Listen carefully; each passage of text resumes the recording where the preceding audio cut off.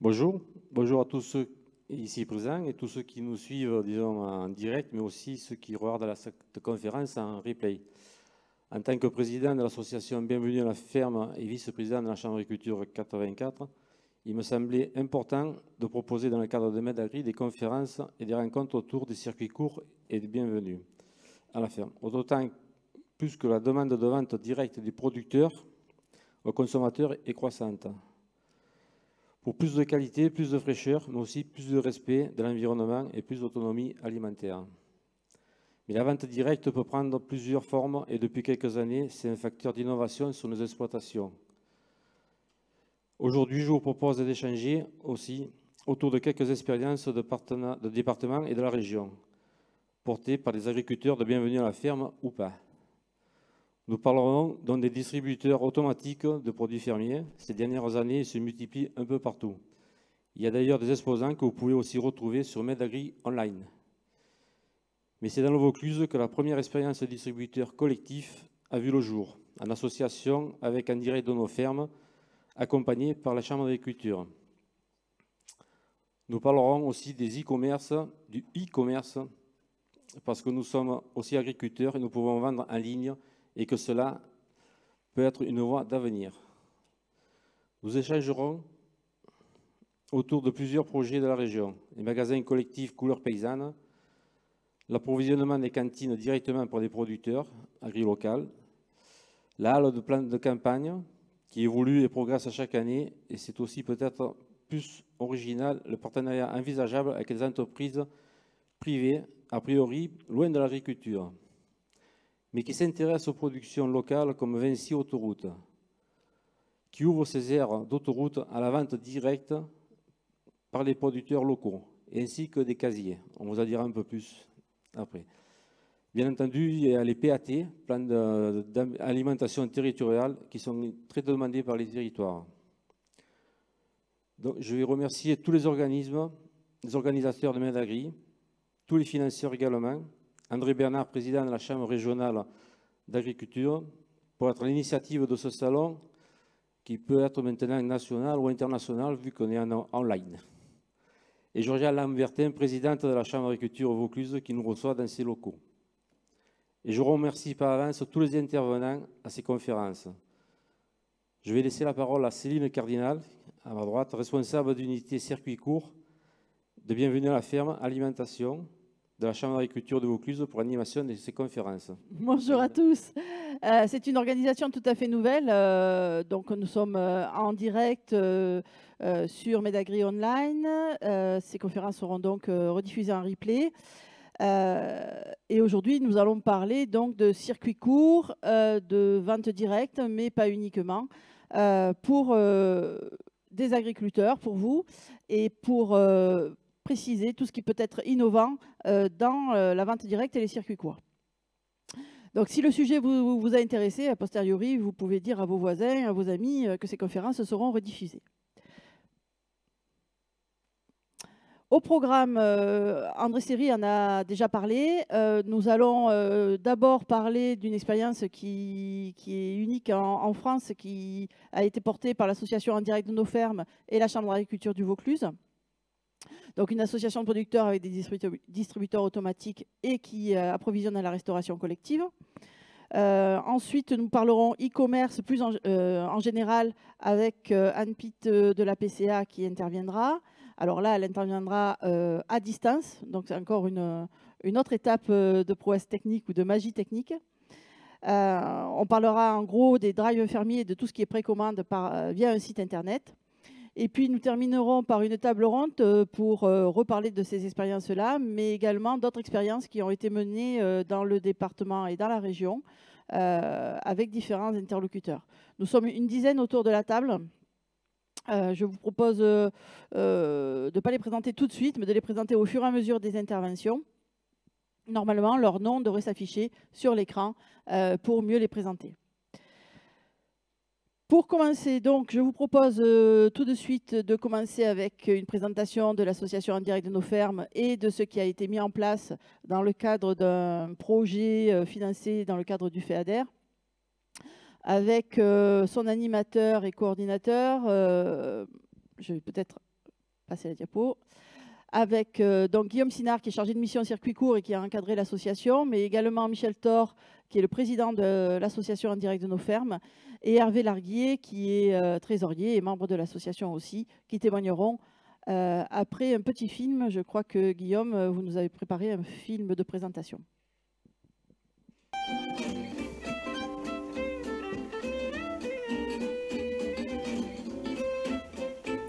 Premier objectif du projet, développer la commercialisation de produits agricoles locaux en circuit court de proximité, vers 2 catégories de consommateurs, les particuliers et la restauration collective publique. Deuxième objectif du projet, créer un outil au service des agriculteurs pour mettre à leur disposition des équipements et des moyens en vue de faciliter leur vente en circuit court de proximité.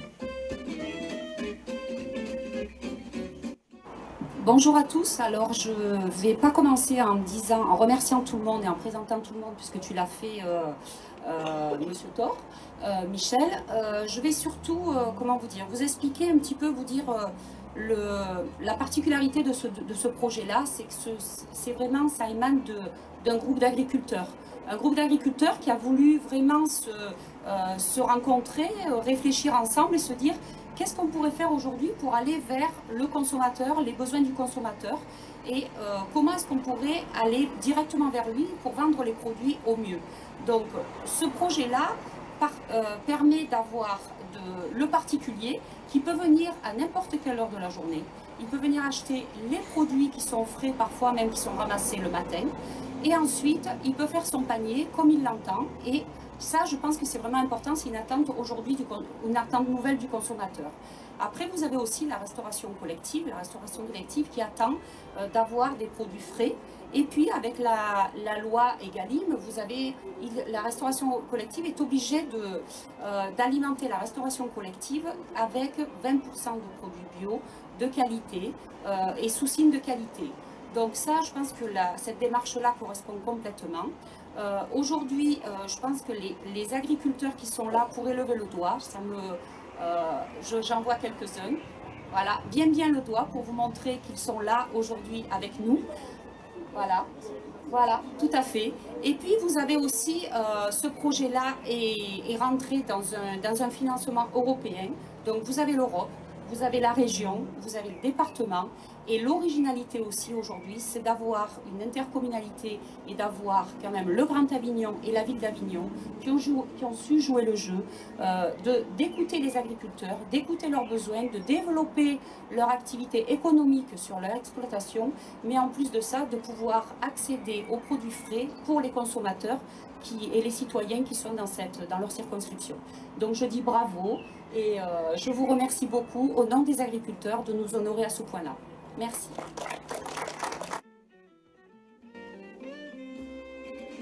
Initié par la Chambre d'agriculture de Vaucluse en octobre 2015, le projet a démarré par le lancement d'une réflexion avec un groupe d'agriculteurs du Vaucluse sur de nouvelles pratiques de commercialisation en circuit court qui permettraient de s'adapter à l'évolution de la demande des consommateurs urbains ainsi que la restauration collective. Oui, bonjour, Michel Thor, agriculteur à Sarria, producteur de fraises, de melons et de poires.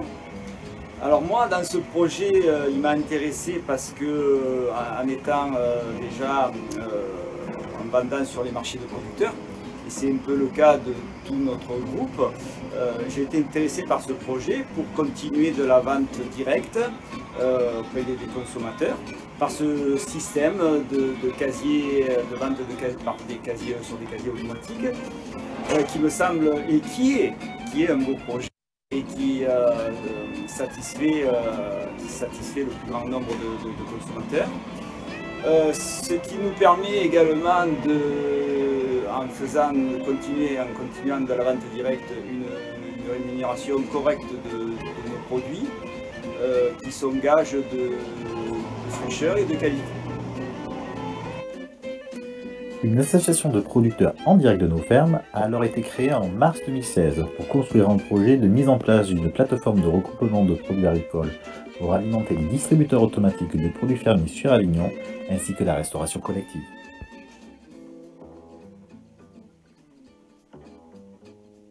Quatre partenaires réunis pour ce projet. un groupe d'agriculteurs en direct de nos fermes, un chef de file de projet, la Chambre d'agriculture de Vaucluse, 2 collectivités, la communauté d'agglomération du Grand Avignon et la ville d'Avignon.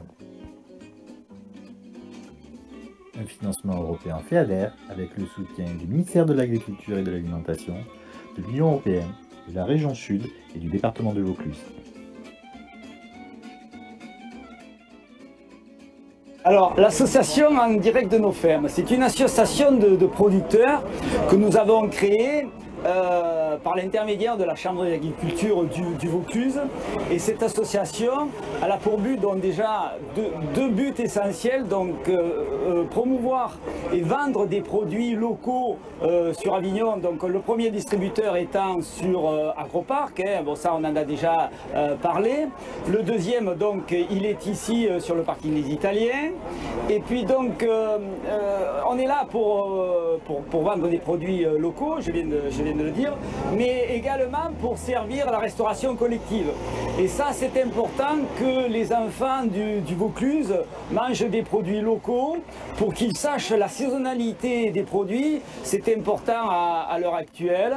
Donc notre association elle a aussi plusieurs cordes à son arc, puisque nous faisons aussi sur Avignon, on a créé un drive fermier où l'on peut commander en ligne et venir récupérer son panier que chacun peut élaborer à son goût, c'est-à-dire choisir ses produits sur le site. Il n'est pas imposé comme chez d'autres, et donc c'est un avantage incontestable. Alors donc soit le drive on peut sur Avignon, sur Agroparc, ici aux Italiens, et on a aussi une antenne sur l'île sur Sorgue que nous avons inauguré dernièrement, et le point relais est le restaurant La Guinguette au partage des eaux. Aujourd'hui, l'association En direct de nos fermes compte 22 agriculteurs. Ils sont répartis un peu partout sur le département. Comment fonctionne En direct de nos fermes? Les agriculteurs amènent sur la plateforme les produits qui ont été commandés. Le chauffeur-livreur qui se trouve sur la plateforme répartit les marchandises directement vers les distributeurs automatiques, les drives fermiers ou la restauration collective.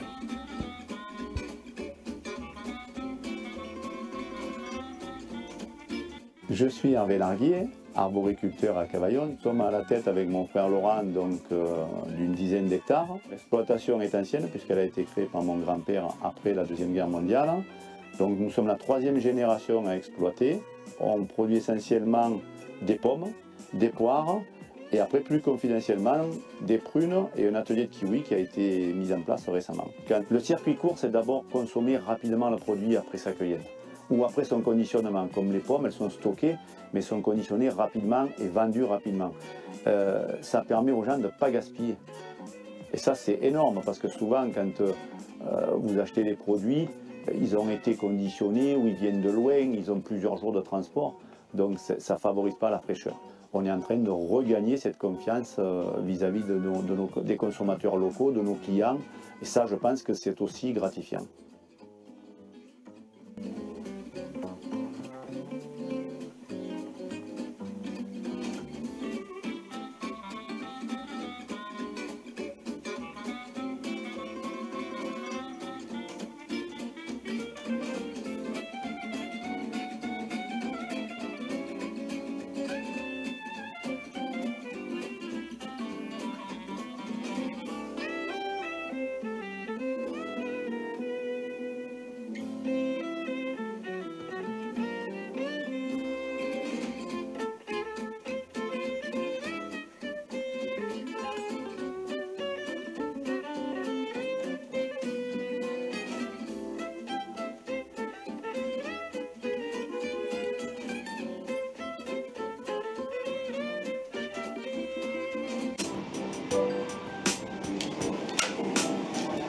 Alors nous sommes sur le site d'Agroparc, à côté de la salle des fêtes, et vous avez des distributeurs automatiques qui ont été mis en place par les agriculteurs du Vaucluse pour vendre en direct leurs produits et leurs productions. Cette initiative est à l'origine de la Chambre et des agriculteurs qui voulaient promouvoir l'agriculture et leurs produits en direct.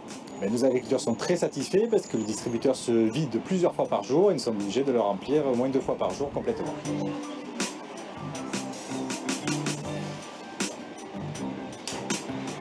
c'est génial, ça fait marcher les petits producteurs en direct et c'est local, c'est royal et c'est pratique. Les fraises, elles sont délicieuses. Les jus de fruits et ensuite il y a un peu de viande également. Donc la viande aussi c'est sympa, ça vient du coin. Et les asperges, enfin bref, un peu de tout. On surveille le réassort. C'est souvent vide, victime du succès je crois. Et on se fait plaisir. Voilà. Alors dans le distributeur automatique, vous trouvez essentiellement des produits de saison. Donc en ce moment, nous avons les fraises, les asperges, vous avez de la salade, des tomates, des concombres, tout ce qui est charcuterie, et ainsi de suite. Et on renouvelle les produits en fonction de la saison. C'est très simple d'utilisation. Donc le distributeur, vous avez des numéros sur chaque casier. Vous choisissez tous les casiers qui vous intéressent. Vous tapez sur un petit écran qui est sur le distributeur. Et une fois que vous avez choisi tout, vous validez. Vous mettez votre carte bancaire, vous faites votre code. Et après, tous les casiers que vous avez choisis s'ouvrent et vous récupérez votre marchandise.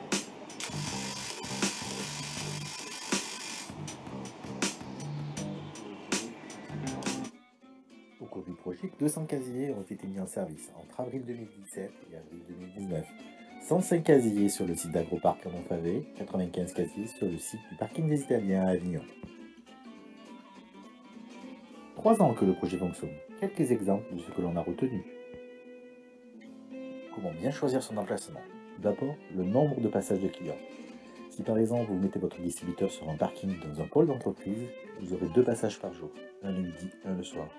Contrairement à un parking de covoiturage, vous n'aurez qu'un passage par jour, donc moins de chiffre d'affaires.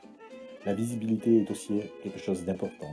Il faut que votre distributeur soit visible par le client et que le message que vous mettez dessus soit compréhensible par lui pour qu'il vienne faire ses achats.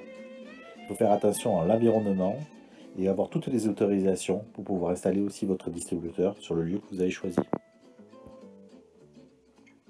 Comment dimensionner la taille de votre distributeur? Tout d'abord, il faut étudier la gamme des produits. Selon la gamme que vous choisissez, il vous faudra plus ou moins de distributeurs frigo à 1 degré, 8 degrés ou à température ambiante. Puis il faudra penser au nombre de remplissages par jour. Si vous remplissez 10 fois par jour, il vous faudra moins de casiers que si vous remplissez 1 fois par jour pour satisfaire la même clientèle. Et puis il faut étudier le coût de ces distributeurs, qui peut être très variable d'un fournisseur à un autre. Je vous invite à vous rendre sur le site de Medagri pour demander des devis aux différents fournisseurs présents.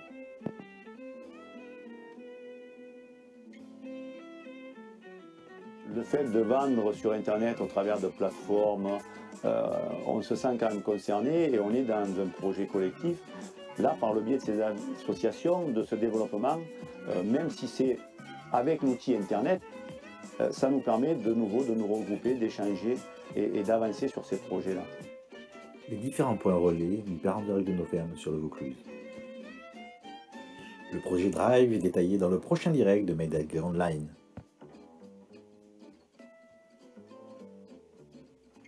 Travail de la Chambre d'agriculture du Vaucluse sur la restauration collective.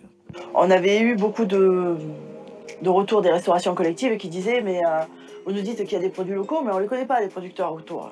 Vous ne les connaissez pas? Nous oui. Et donc ça a été tout le boulot de la Chambre d'agriculture de les mettre en contact et puis de dire ben voilà, vous habitez Avignon, ben il y a des producteurs sur Avignon. C'est pas la majorité de la population, mais il y en a. Travail dans le direct de nos fermes sur la restauration collective. Hervé Larguier a 7 minutes pour convaincre ses interlocutrices. Cet agriculteur espère que ses pommes seront servies dans les cantines de Saint-Saturnin, d'autant que cette commune recherche une source d'approvisionnement locale. C'est vrai qu'on essaie d'avoir du choix au niveau des desserts et dire maintenant on propose systématiquement un fruit. Cette belle opportunité, Hervé peut la saisir facilement car il est inscrit dans un regroupement de producteurs. Ces producteurs sont membres d'AgriLocal, une plateforme virtuelle gratuite qui met en relation les acheteurs de la restauration collective publique avec des fournisseurs locaux. Regrouper les commandes avec plusieurs produits, et effectivement ça allège au niveau de la facturation, au niveau de la livraison, de tout l'aspect logistique. Une initiative bien accueillie par les acteurs de la restauration collective. Seul cuisinier en production, il me vaut mieux regrouper un seul livreur plutôt que d'avoir un producteur qui me livre chaque produit, parce qu'au niveau logistique, c'est beaucoup plus facile. Avantage d'une plateforme de producteurs pour la restauration collective. Un seul interlocuteur pour la cuisine, une seule facture. Possibilité de répondre à des appels d'offres plus globaux. Sécurisation des volumes pour les cuisines. Possibilité de planter spécifiquement pour une cuisine. Sécurisation des ventes pour les agriculteurs. Volume plus important pour les agriculteurs.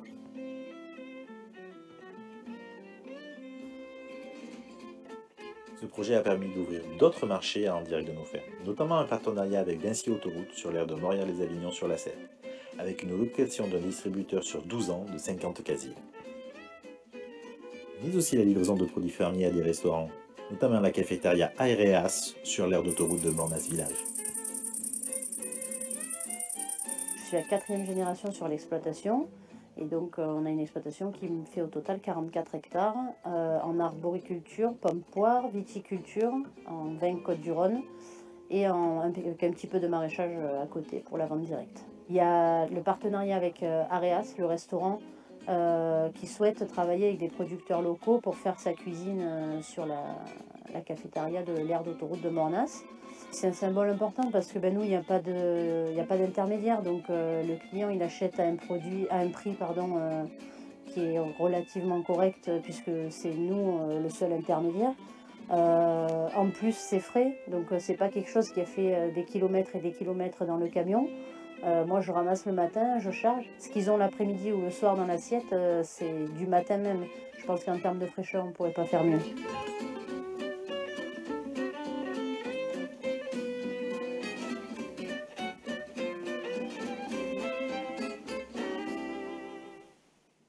Donc, merci Guillaume de nous avoir fait ce petit montage. Vous aurez vu qu'il y a beaucoup il y a eu beaucoup de couverture médiatique sur ce projet qui est innovant. Innovant parce que je sache à cette heure, c'est le seul collectif d'agriculteurs qui a investi dans des distributeurs automatiques et qui, en parallèle, gère une plateforme d'approvisionnement de la restauration collective. Et donc, cette expérience a été souvent couverte par la presse, la télé. On a eu l'occasion de mettre on a eu souvent l'occasion de faire intervenir donc, le président Michel Thor, que vous avez vu dans le film, et Hervé Larguier, qui est aussi producteur, membre de l'association. On les a beaucoup sollicités parce qu'ils sont un peu les VRP de l'association. Et d'ailleurs, cette expérience, elle est innovante, mais au départ, elle pouvait sembler un peu folle. Donc, j'aurais voulu laisser la parole à Michel Thor, donc, qui est producteur de fruits à Sarriens, pour nous dire comment l'idée a fleuri et si au départ, on ne l'a pas un peu pris pour un original. Bonjour à tous. Disons que moi, je dois remercier tout d'abord notre ami André Bernard. C'est lui qui nous a mis, qui est présent avec nous, qui nous a mis sur la voie, qui nous a dit il faut faire quelque chose. Il y a des gens qui veulent acheter des produits locaux et qui ne peuvent pas parce que les horaires d'ouverture ne correspondent pas du tout. Alors, il nous a invités autour d'une table et nous sommes mis à discuter. Alors, c'est vrai qu'au départ, ça semblait un projet un peu fou, un peu huluberlu, mais bon, nous agriculteurs, il fallait quand même, vu le développement des circuits courts, puisqu'en 2015 nous étions en plein développement, et il fallait, on était tous adeptes autour de cette table de marché de producteurs, et donc bien, on a voulu creuser cette idée. Et à force de travail, d'être bien entouré par les animateurs de la Chambre d'agriculture, petit à petit, nous sommes arrivés à constituer une association et qui est celle d'En Direct de nos fermes. Et nous sommes arrivés à le mettre en place, à dire il nous faut des casiers distributeurs automatiques pour pallier les heures d'ouverture, pour les élargir, puisque les marchés de producteurs avaient des heures d'ouverture très restreintes et tout le monde ne pouvait pas s'approvisionner à cette heure-là. Et puis nous sommes dit après, bon, des casiers distributeurs automatiques, c'est bien, mais à cette époque-là, nous ne savions pas trop encore où nous allions. Donc nous avons décidé d'alimenter également la restauration collective pour que le projet et l'association soient viables, parce que c'est quand même un but essentiel que de mettre en place un projet et qui tienne la route, quoi. Donc nous sommes orientés sur ces deux axes de travail qui sont les distributeurs automatiques et la restauration collective. Et en 2016, nous avons créé En Direct de nos fermes. 2017, nous avons inauguré nos premiers distributeurs automatiques pas très loin d'ici sur Agroparc. Et 2019, un second site de casier sur le parking italien. Et puis après, s'en sont suivis des drives fermiers. Et puis nous avons commencé un partenariat avec Vinci Autoroute que la région est en train de développer sur des départements voisins. Et puis voilà, nous sommes encore en plein développement. Et voilà, nous, petit à petit, nous faisons notre trou. Alors, je sais que nous sommes un petit peu des leaders dans ce mode de distribution. Alors, voilà, nous travaillons et nous avons encore des efforts à faire. Nous y employons pleinement. Merci, Michel. Alors, peut-être un point de vue sur l'agriculteur qui participe à ce projet-là. Qu'est-ce que ça lui a apporté sur son exploitation? Et je vais demander à Hervé peut-être de prendre la parole pour expliquer un petit peu ce que ça a apporté pour son exploitation. Donc, déjà, je voulais féliciter Guillaume pour le film, parce que c'est vrai qu'il y a des images que j'avais oubliées.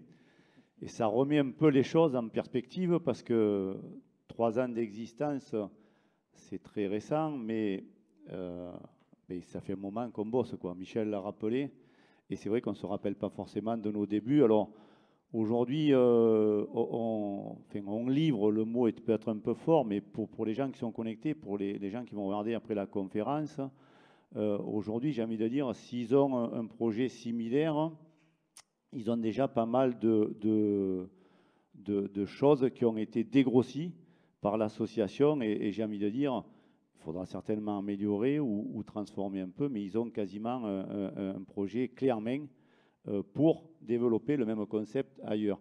Alors je reviens à ma casquette d'agriculteur, donc ce que m'a apporté le projet. Alors je raconte toujours l'anecdote, c'est vrai que quand j'ai assisté à la première réunion, et André y était, j'étais le seul qui ait dit le projet m'intéresse, mais j'aurai pas le temps de venir, parce que c'est vrai que notre travail il est d'abord dans les exploitations et dans nos terres, et après je me suis quand même rappelé qu'il y a une époque où on avait un peu abandonné l'aspect commercialisation de nos produits, et aujourd'hui, si à quelque part on était un peu sous l'emprise de la grande distribution, c'était aussi notre faute. Donc, et je crois qu'après j'ai raté aucune réunion. Donc on était déjà présent, tu l'as rappelé Michel, sur les marchés de producteurs, vente à la ferme, tout ça, mais il y avait quand même une catégorie de clientèle que l'on n'arrivait pas à toucher, les gens pressés, les gens en horaire décalé. Il y avait un certain public auquel on ne pouvait pas fournir nos marchandises. Et c'est vrai que l'idée de pouvoir faire un drive pour certains, ou d'aller au distributeur pour composer son panier pour d'autres, ça nous a séduit, et ça a permis de mettre un autre atelier et de toucher cette clientèle-là qui, au départ, on n'arrivait pas forcément à toucher. Au niveau de la restauration collective aussi, je m'étais posé la question il y a quelques années, quand j'ai eu mes enfants qui étaient petits et qui rentraient à l'école primaire. Ils ne mangeaient pas de fruits, les légumes. Pourtant, on en avait à la maison, mais ça leur faisait un peu peur. Donc, je me suis dit, il faut essayer de relancer. Si on veut relancer la consommation des produits locaux, et c'est aussi le fait de manger, les publicités que l'on voit toujours, 5 fruits et légumes par jour, il faut repartir au départ et il faut livrer des produits de qualité à nos restos. J'avais essayé personnellement, mais je n'étais pas arrivé donc à développer le concept.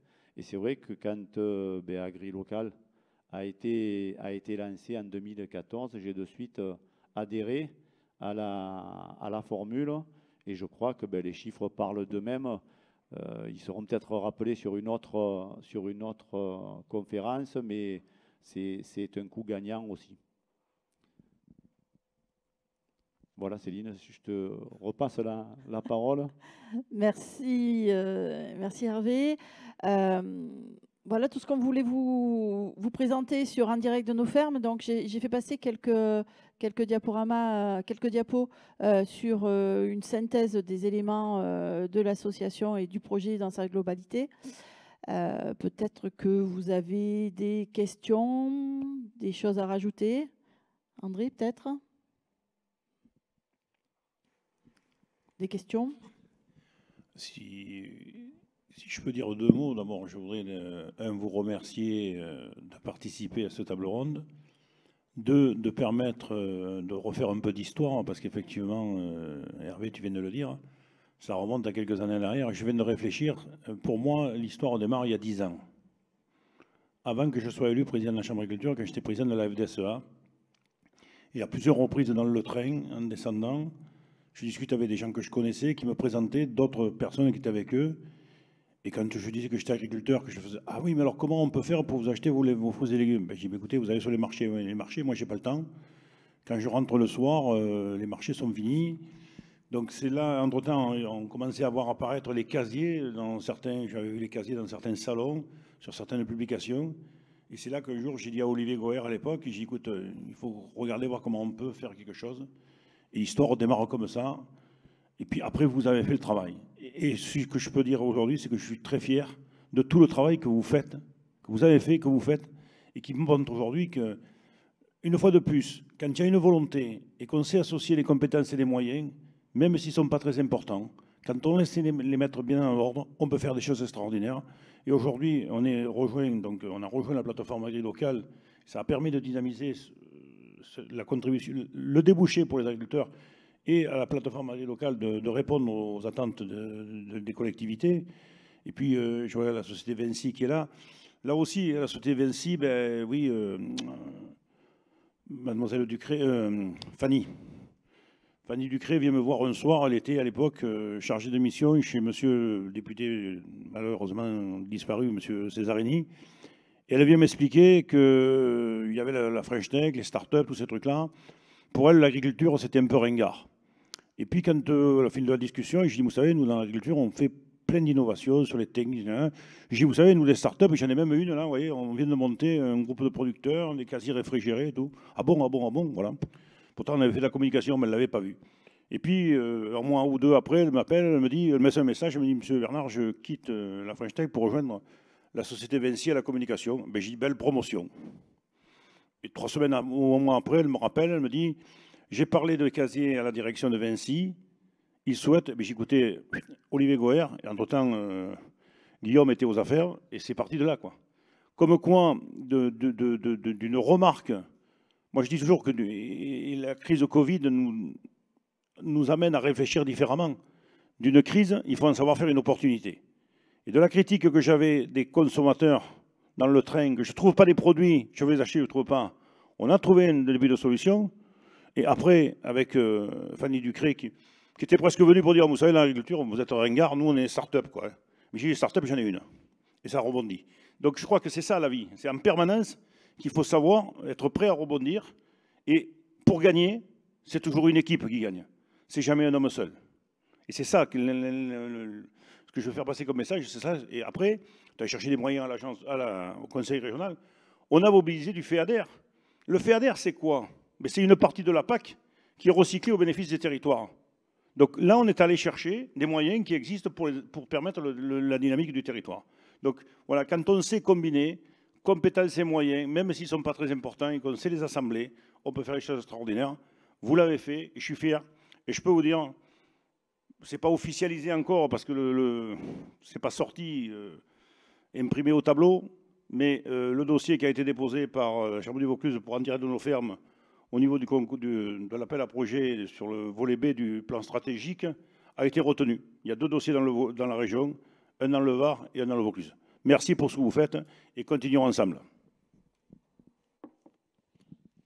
Merci, Président.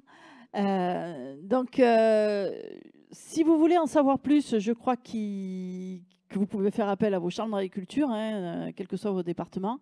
Et en tout cas, dans le Vaucluse, je crois qu'il y a carrément une formation qui a été mise en place. Enfin, je crois, j'en suis sûre.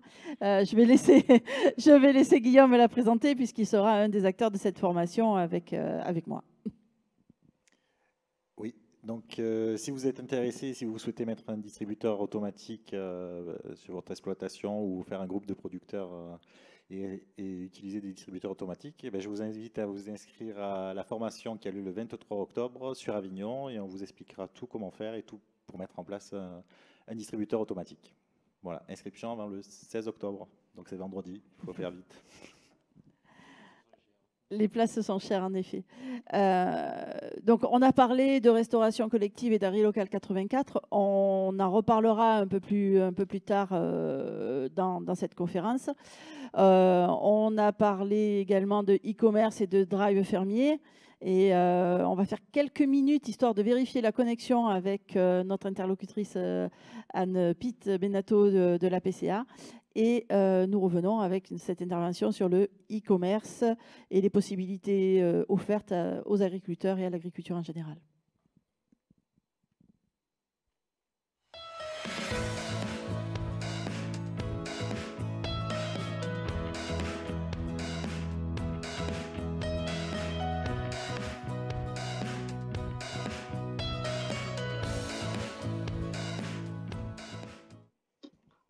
Donc, je vais reprendre. Je vais reprendre donc le e-commerce et les PME, puisque effectivement 71% des sites e-commerce font un chiffre d'affaires inférieur à 100 000 euros. Ça montre bien que le e-commerce, c'est vraiment destiné également aux PME, avec quelque chose qui est important à noter, c'est-à-dire que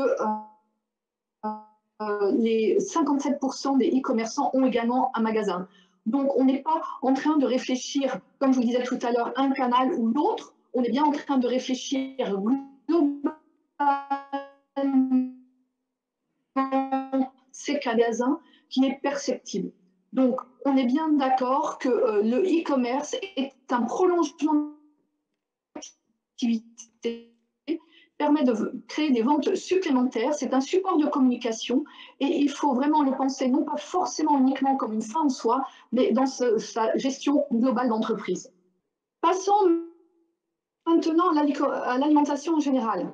Le budget alimentaire moyen est de 385 €, ce qui est un budget, je dirais, médian, clairement, puisqu'on considère qu'un foyer gagnant plus de 3 000 € par mois a un budget de 506 €. Mais par contre, à nouveau, il faut être très attentif.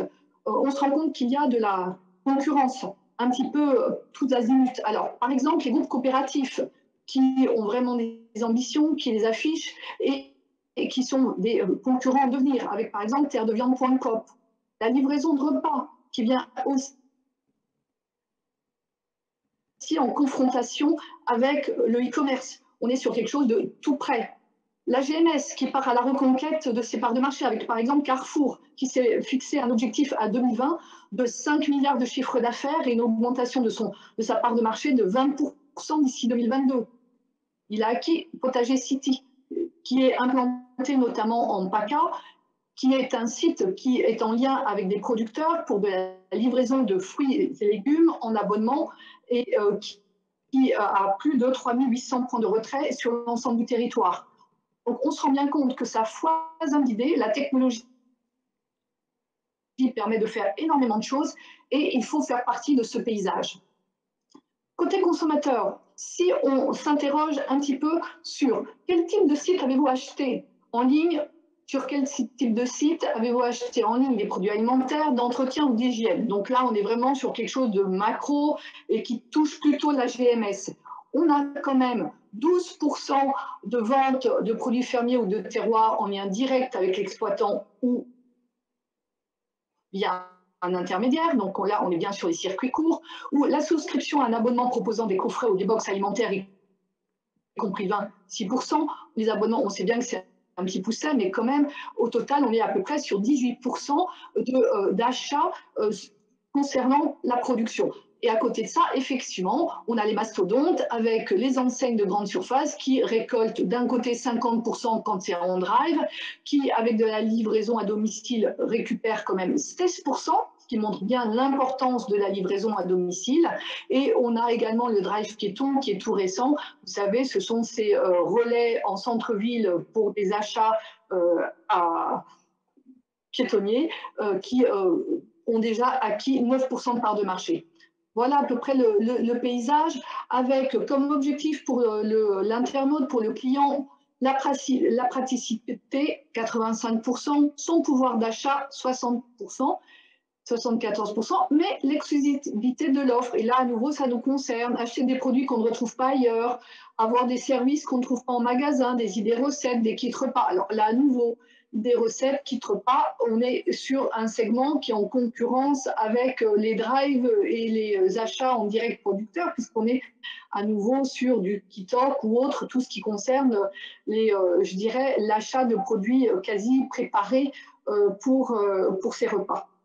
Mais on a une place qui montre bien qu'on a à s'engouffrer dans ce segment pour tout compliqué qu'il puisse être. Alors, comment faire? On a trois possibilités. Soit faire un simple mail, un formulaire en ligne, une page Internet, c'est-à-dire un site vitrine ou un site e-commerce individuel. Dans ces cas-là, on est effectivement sur une démarche totalement personnelle. On travaille de manière indépendante et on n'a pas ou peu de service qui est offert.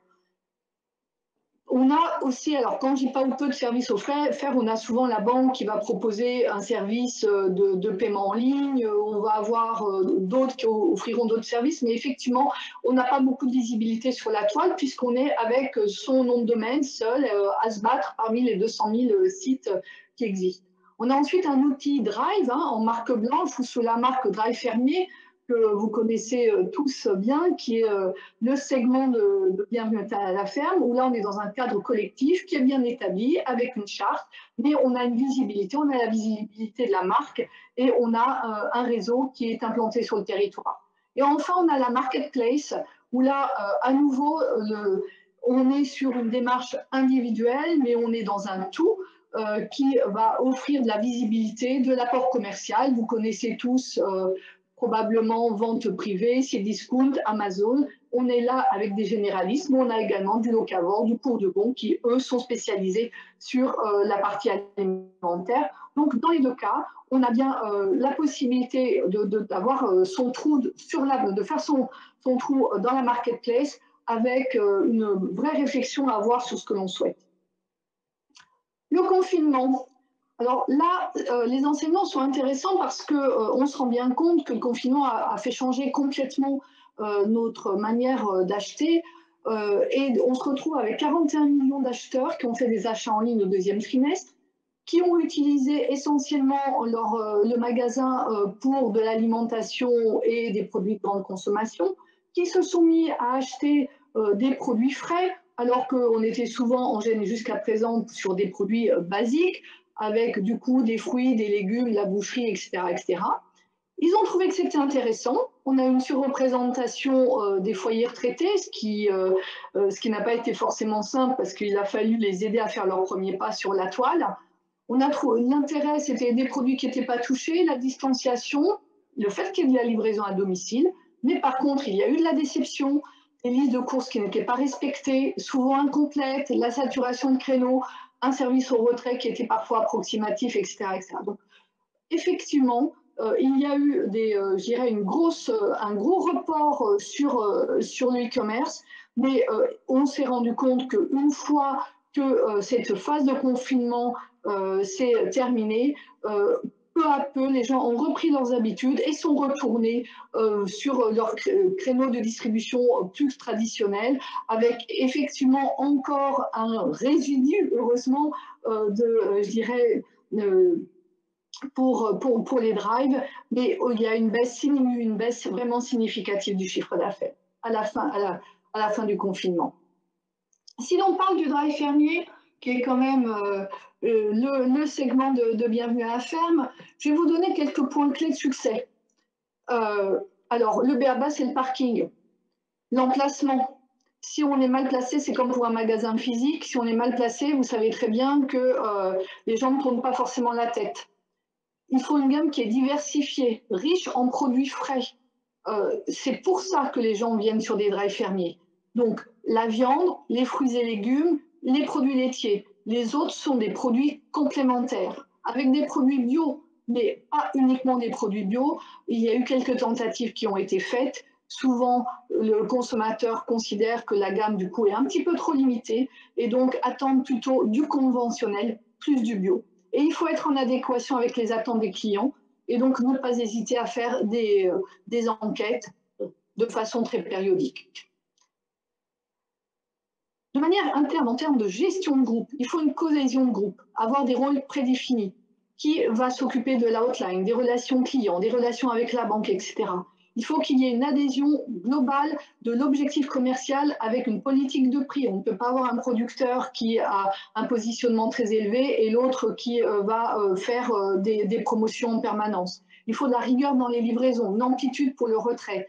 Effectivement, on se rend compte que s'il y a des oublis, eh bien, ça pénalise l'ensemble du groupe. Et si c'est de façon régulière, eh bien, ça crée des tensions au sein du groupe et on a du mal ensuite à récupérer des clients qui ont le choix d'aller ailleurs. Il faut du temps pour la gestion de ces produits. Il faut avoir une attention particulière pour les produits à faible rotation pour les avoir dans sa gamme sans demander aux producteurs de se déplacer systématiquement. Il faut effectivement du temps également pour la communication, le marketing, dès l'ouverture. Il faut avoir des charges de structure calibrées. Il faut également, si on a un magasin producteur, avoir une stratégie spécifique pour l'offre drive et pas se dire que le magasin producteur avec un drive, ça va apporter une plus-value. Non, on s'occupe du magasin producteur pour avoir justement une source de produits qui va simplifier la gestion, mais à côté de ça, on va s'attendre à ce qu'il y ait une offre différente. Soit on met des casiers, soit on a des lieux de retrait qui sont ailleurs, mais en tout cas, le magasin de producteur avec une offre drive n'est pas une fin en soi. Il faut faire attention, un drive atteint sa maturité en 18 mois, d'où l'importance d'avoir une communication dès le départ. Et ensuite, la communication, la croissance devient externe. Donc, communication avec une croissance externe, ça veut dire nouveaux producteurs, nouveaux segments, nouveaux points de retrait. Et évidemment, il faut des animations, donc des rencontres avec les producteurs, du parrainage, de la fidélisation, des produits avec des échanges qui viennent d'autres drives de façon à s'ouvrir. D'ailleurs, les produits d'autres drives, la ruche qui dit oui le fait, hein, puisqu'il y a des produits invités. De toute façon, il faut se dire que le lien producteur-consommateur doit être présent, y compris si on est au départ via un outil virtuel, technologique. Il faut absolument qu'on se rende compte que les producteurs sont derrière ça, parce que c'est ce qui fait notre différence. Donc, en conclusion, un accompagnant est indispensable pour avoir un projet viable. On a à gérer toute la partie organisationnelle de groupe, le choix du lieu. Il faut faire attention, on a atteint une maturité au bout de 18 mois, donc il faut bien préparer son lancement. Il faut bien faire attention à la satisfaction client et il faut tout de suite se dire que très rapidement, la croissance devient externe. Voilà, si vous avez des questions, je pense avoir fait un bon tour d'horizon en allant du plus général au particulier et je vous dis merci. Merci Anne de cette intervention. On aura compris qu'il ne suffit pas de faire un site internet pour qu'un drive fermier ou de la vente de produits agricoles se fasse toute seule. Il y a besoin d'un accompagnement, il y a aussi besoin d'y mettre un peu d'humain et c'est ce que vous disiez au moment sur une des diapos précédentes où vous parliez d'animation et de remettre les agriculteurs au cœur du système. Pour prolonger cette intervention assez généraliste, je vais donner la parole à Guillaume Sinard, qui intervient pour le Vaucluse sur tous les projets de drive fermier ou de sites de e-commerce en lien avec l'agriculture. Juste pour faire un petit point de ce qui existe déjà dans le Vaucluse. Alors peut-être que Grégory, tu pourras compléter s'il y en a dans le 13, et on abordera un peu plus les projets qu'il y a dans le 13 un peu plus tard. Mais voilà, Guillaume, qu'est-ce qui se passe dans le Vaucluse? Qu'est-ce qui est en activité? Donc, dans le Vaucluse, on a 2 drives fermiers. Un drive fermier qui se trouve à Apt, associé à un magasin de producteurs, et un drive fermier qui est accompagné par l'association En Direct de nos fermes. 2 drives fermiers, on va dire, complètement différents. Un qui est vraiment basé sur le magasin qui se trouve à Apt, et puis l'autre qui est basé sur des distributeurs automatiques, donc En Direct de nos fermes, et avec une multitude de points relais mis en place un peu partout sur Avignon et jusqu'à l'Île-sur-Sorgue. Voilà les projets de développement d'aujourd'hui, c'est essentiellement de développer des points relais pour compléter la distribution et pour arriver au plus proche des consommateurs. C'est ça. Le but, c'est d'augmenter le point relais pour être au plus près de là où habite le consommateur, ou là où travaille le consommateur, pour qu'il puisse récupérer facilement sa commande.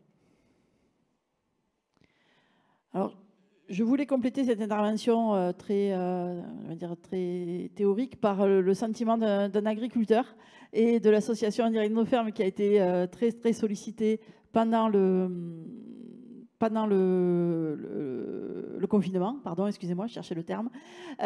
Donc, j'ai demandé à Hervé Larguier, qui en général témoigne pour nous, de nous parler un peu du retour sur la période du confinement et puis sur l'intérêt d'un drive fermier pour l'association. Qui existe depuis 2000. Donc le drive fermier, c'est depuis 2018.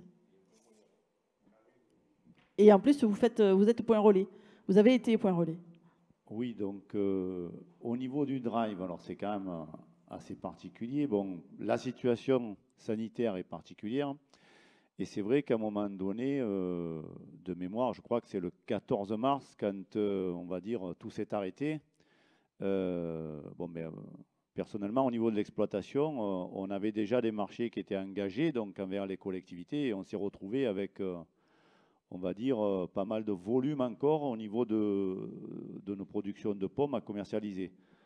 Heureusement qu'à travers En Direct de nos fermes, donc le drive fermier était là, donc tu l'as dit Céline, depuis 2018, et à un moment donné, bon, l'intervention qu'a fait c'est Anne, je crois.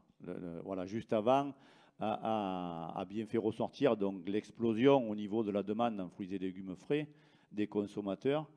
Et on va dire, ce qui au départ nous inquiétait un peu, à un moment donné, le drive nous a permis donc de continuer à commercialiser. Alors certes, ce n'étaient pas les mêmes marchés, il a fallu s'adapter, il a fallu faire des lots plus petits. Et derrière, bien sûr, il a fallu mettre la main à la pâte, comme on dit, et il a fallu livrer aussi, parce que ce n'est pas facile d'organiser du jour au lendemain. Voilà, on avait prévu de faire quelques livraisons le matin très tôt, et on s'est retrouvé à livrer des bonnes parties de l'après-midi pour satisfaire la demande. Bon, c'est vrai que le confinement généralisé facilitait cela, puisqu'il n'y avait plus de véhicules. Donc, les livraisons se faisaient assez rapidement. Je crois que c'est aussi une des clés du succès qu'a dit l'interlocutrice juste avant, parce que c'est vrai qu'aujourd'hui, les gens veulent être livrés dans la journée. Je pense qu'on répondait pas mal aux exigences, bon, avec un peu certains loupés, parce que c'est vrai que nous, on a une production avec les pommes qui est stockable, c'est plus facile. Mais pour prendre un exemple concret, la productrice d'œufs, elle ne pouvait pas faire pondre ses poules plus vite, malgré l'explosion de la demande, puisque bon, les poules, ça fait 9 toutes les 36 heures, je crois. Donc voilà, c'était assez limité de ce côté-là. Voilà, mais le retour d'expérience est positif, et c'est vrai qu'il faut qu'on continue, surtout au niveau de l'animation, quoi. J'ai bien entendu ce qui a été dit avant. C'est pas juste faire une page sur Internet et dire on est capable de livrer. À un moment donné, si on n'entretient pas le lien avec les clients Et si on ne leur apporte pas, en plus du service, la qualité, ça marche un moment, mais ça ne perdure pas dans le temps.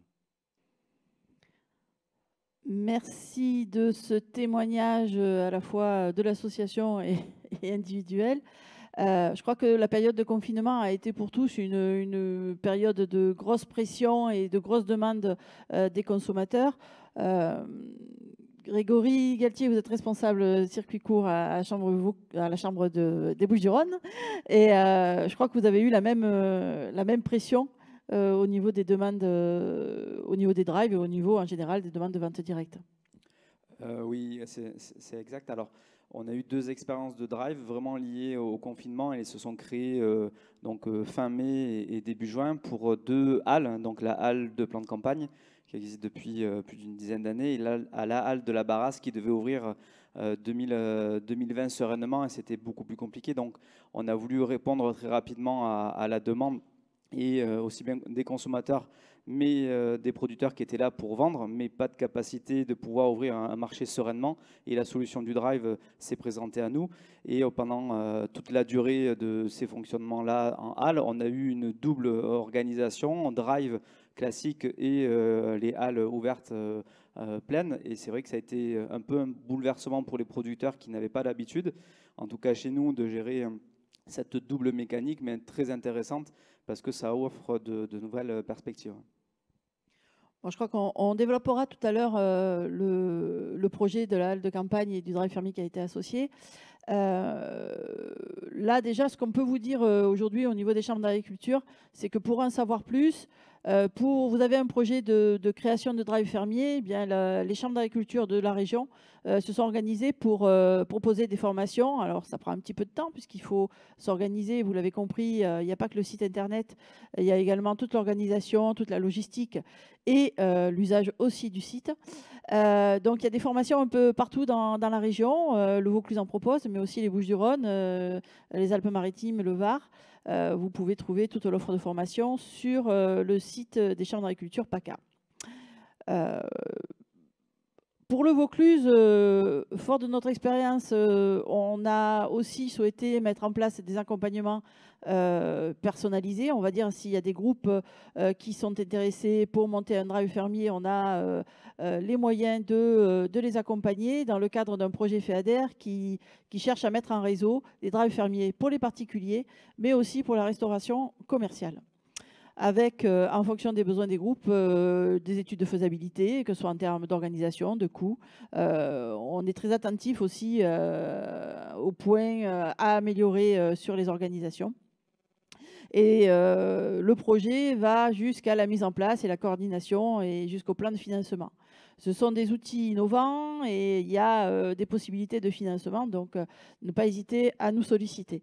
Ce projet FEADER est un projet multipartenarial comme d'habitude. Enfin, j'allais dire, tous les projets FEADER sont souvent multipartenariales avec la Chambre d'agriculture en chef de file, donc moi-même et Guillaume Sinard, qui interviendront sur ce projet-là, et 2 associations de producteurs en direct de nos fermes, parce qu'elles nous servent un petit peu de laboratoire pour tout ce qu'on teste sur les drives fermiers, mais également Bienvenue à la ferme, qui soutient ces projets et qui identifie nos drives. Et puis, des collectivités nous ont suivis, puisque tout ce qui est vente directe, innovation et se rapprocher du consommateur intéresse tous les territoires et les collectivités au travers de leurs plans alimentaires territoriaux, souvent, mais pas que. Donc, dans les collectivités qui participent au projet, nous avons le parc régional du Luberon, le Grand Avignon, et puis le nouveau parc du Ventoux, qui à l'époque de la diapo était peut-être en préfiguration, donc il y a marqué projet, mais aujourd'hui c'est un parc qui est en activité. Donc c'est un projet FEADER sur 2 ans, donc on a possibilité d'accompagner avec des financements de l'Europe, de l'État, de la région et du département. On a la possibilité d'accompagner ces porteurs de projets. Donc n'hésitez pas à prendre contact avec les chambres d'agriculture en général, et si vous êtes dans le Vaucluse, avec le Vaucluse. Voilà, je vous propose de faire une petite pause encore une fois avant la prochaine étape, qui sera la table ronde la table ronde autour de ces projets-là et d'autres projets où on reparlera de la restauration collective, on parlera des projets Drive fermiers et on reparlera aussi des possibilités qu'on peut avoir avec des entreprises privées. Je vous laisse quelques minutes, le temps de nous organiser. Merci.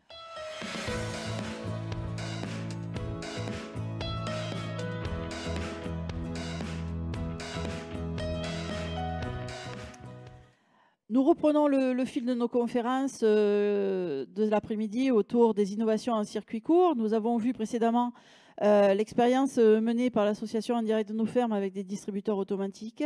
Nous avons parlé également Drive fermier et en particulier tout ce qui est autour du e-commerce et de l'approche possible pour des agriculteurs. Maintenant, pour compléter les interventions, je vous propose une table ronde avec quelques témoignages de différents projets qui ont lieu dans la région. Donc, autour de cette table ronde, nous avons André Bernard, président de la Chambre régionale d'agriculture région Sud, ou PACA, Grégory Galtier de la Chambre d'agriculture des Bouches-du-Rhône, Catherine Abbas devait être là, qui est maraîchère et présidente des couleurs paysannes et qui s'excuse et qui au dernier moment n'a pas pu venir. Donc, on essayera de toucher deux mots quand même des projets magasins dont elle était un petit peu la représentante. On retrouve Hervé Larguier, qui est toujours arboriculteur à Cavaillon et toujours membre d'En Direct de nos fermes. Laurent Noé, responsable communication de Vinci Autoroute. Anne Pitt, qui était à distance, donc je crois que là, elle est en ligne, elle nous suit via la chaîne YouTube.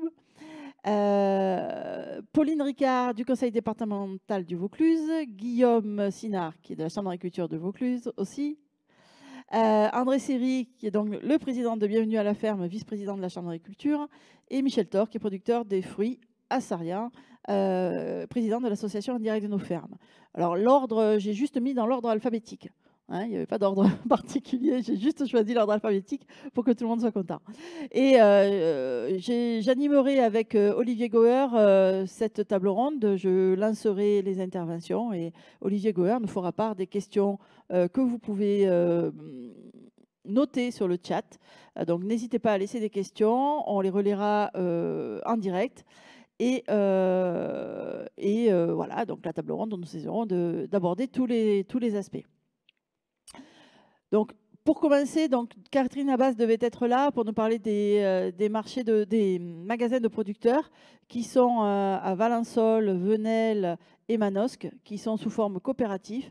Et c'était un petit peu la nouveauté. C'est la coopération pour la vente directe et qui connaît un grand développement. Bon, on ne va pas en dire plus. Peut-être qu'elle est en ligne et qu'elle nous posera des questions ou en tout cas se manifestera. Mais voilà, je l'excuse, elle n'a pas pu être là. Nous avons vu En Direct de nos fermes, donc ceux qui n'étaient pas là à 14 h, n'hésitez pas à regarder le replay, mais nous avons abordé tous les aspects de cette association qui gère des distributeurs et qui approvisionne la restauration collective. On aura l'occasion d'en reparler. On a également parlé des drives fermiers, en particulier ceux du Vaucluse. Là, pour prolonger et pour proposer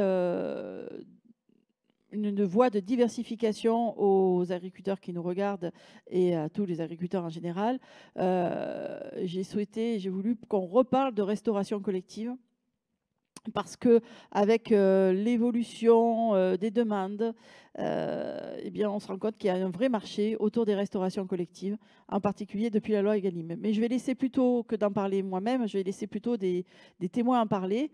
Et le premier, je vais ressolliciter Hervé Larguier, qui, depuis 2014, est sur la plateforme AgriLocal. C'est aussi notre agriculteur de référence, parce qu'il était là depuis le départ sur nos plateformes, et dès qu'on a commencé à travailler avec les collèges et les restaurations collectives. Et il a su s'adapter. Et j'ai mis en titre de son intervention « Vendre cantine, c'est possible », parce que ce n'est pas si évident et que ça peut faire peur à certains, mais que lui s'y est lancé. Hervé ? Oui, merci Céline. Je vais essayer de ne pas être trop long non plus. Donc, la Restoco, c'est possible, vendre aux cantines. Alors, oui, c'est possible, mais bon, il faut travailler.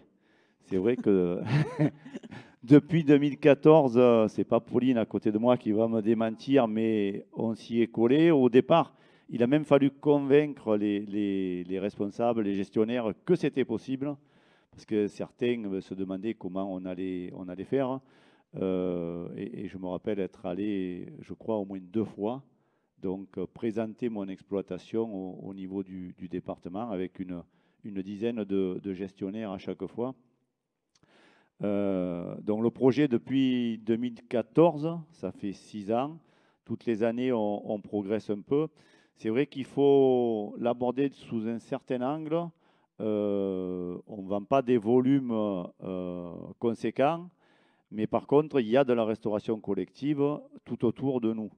Donc après, il faut aller chercher les gens, leur apporter un service.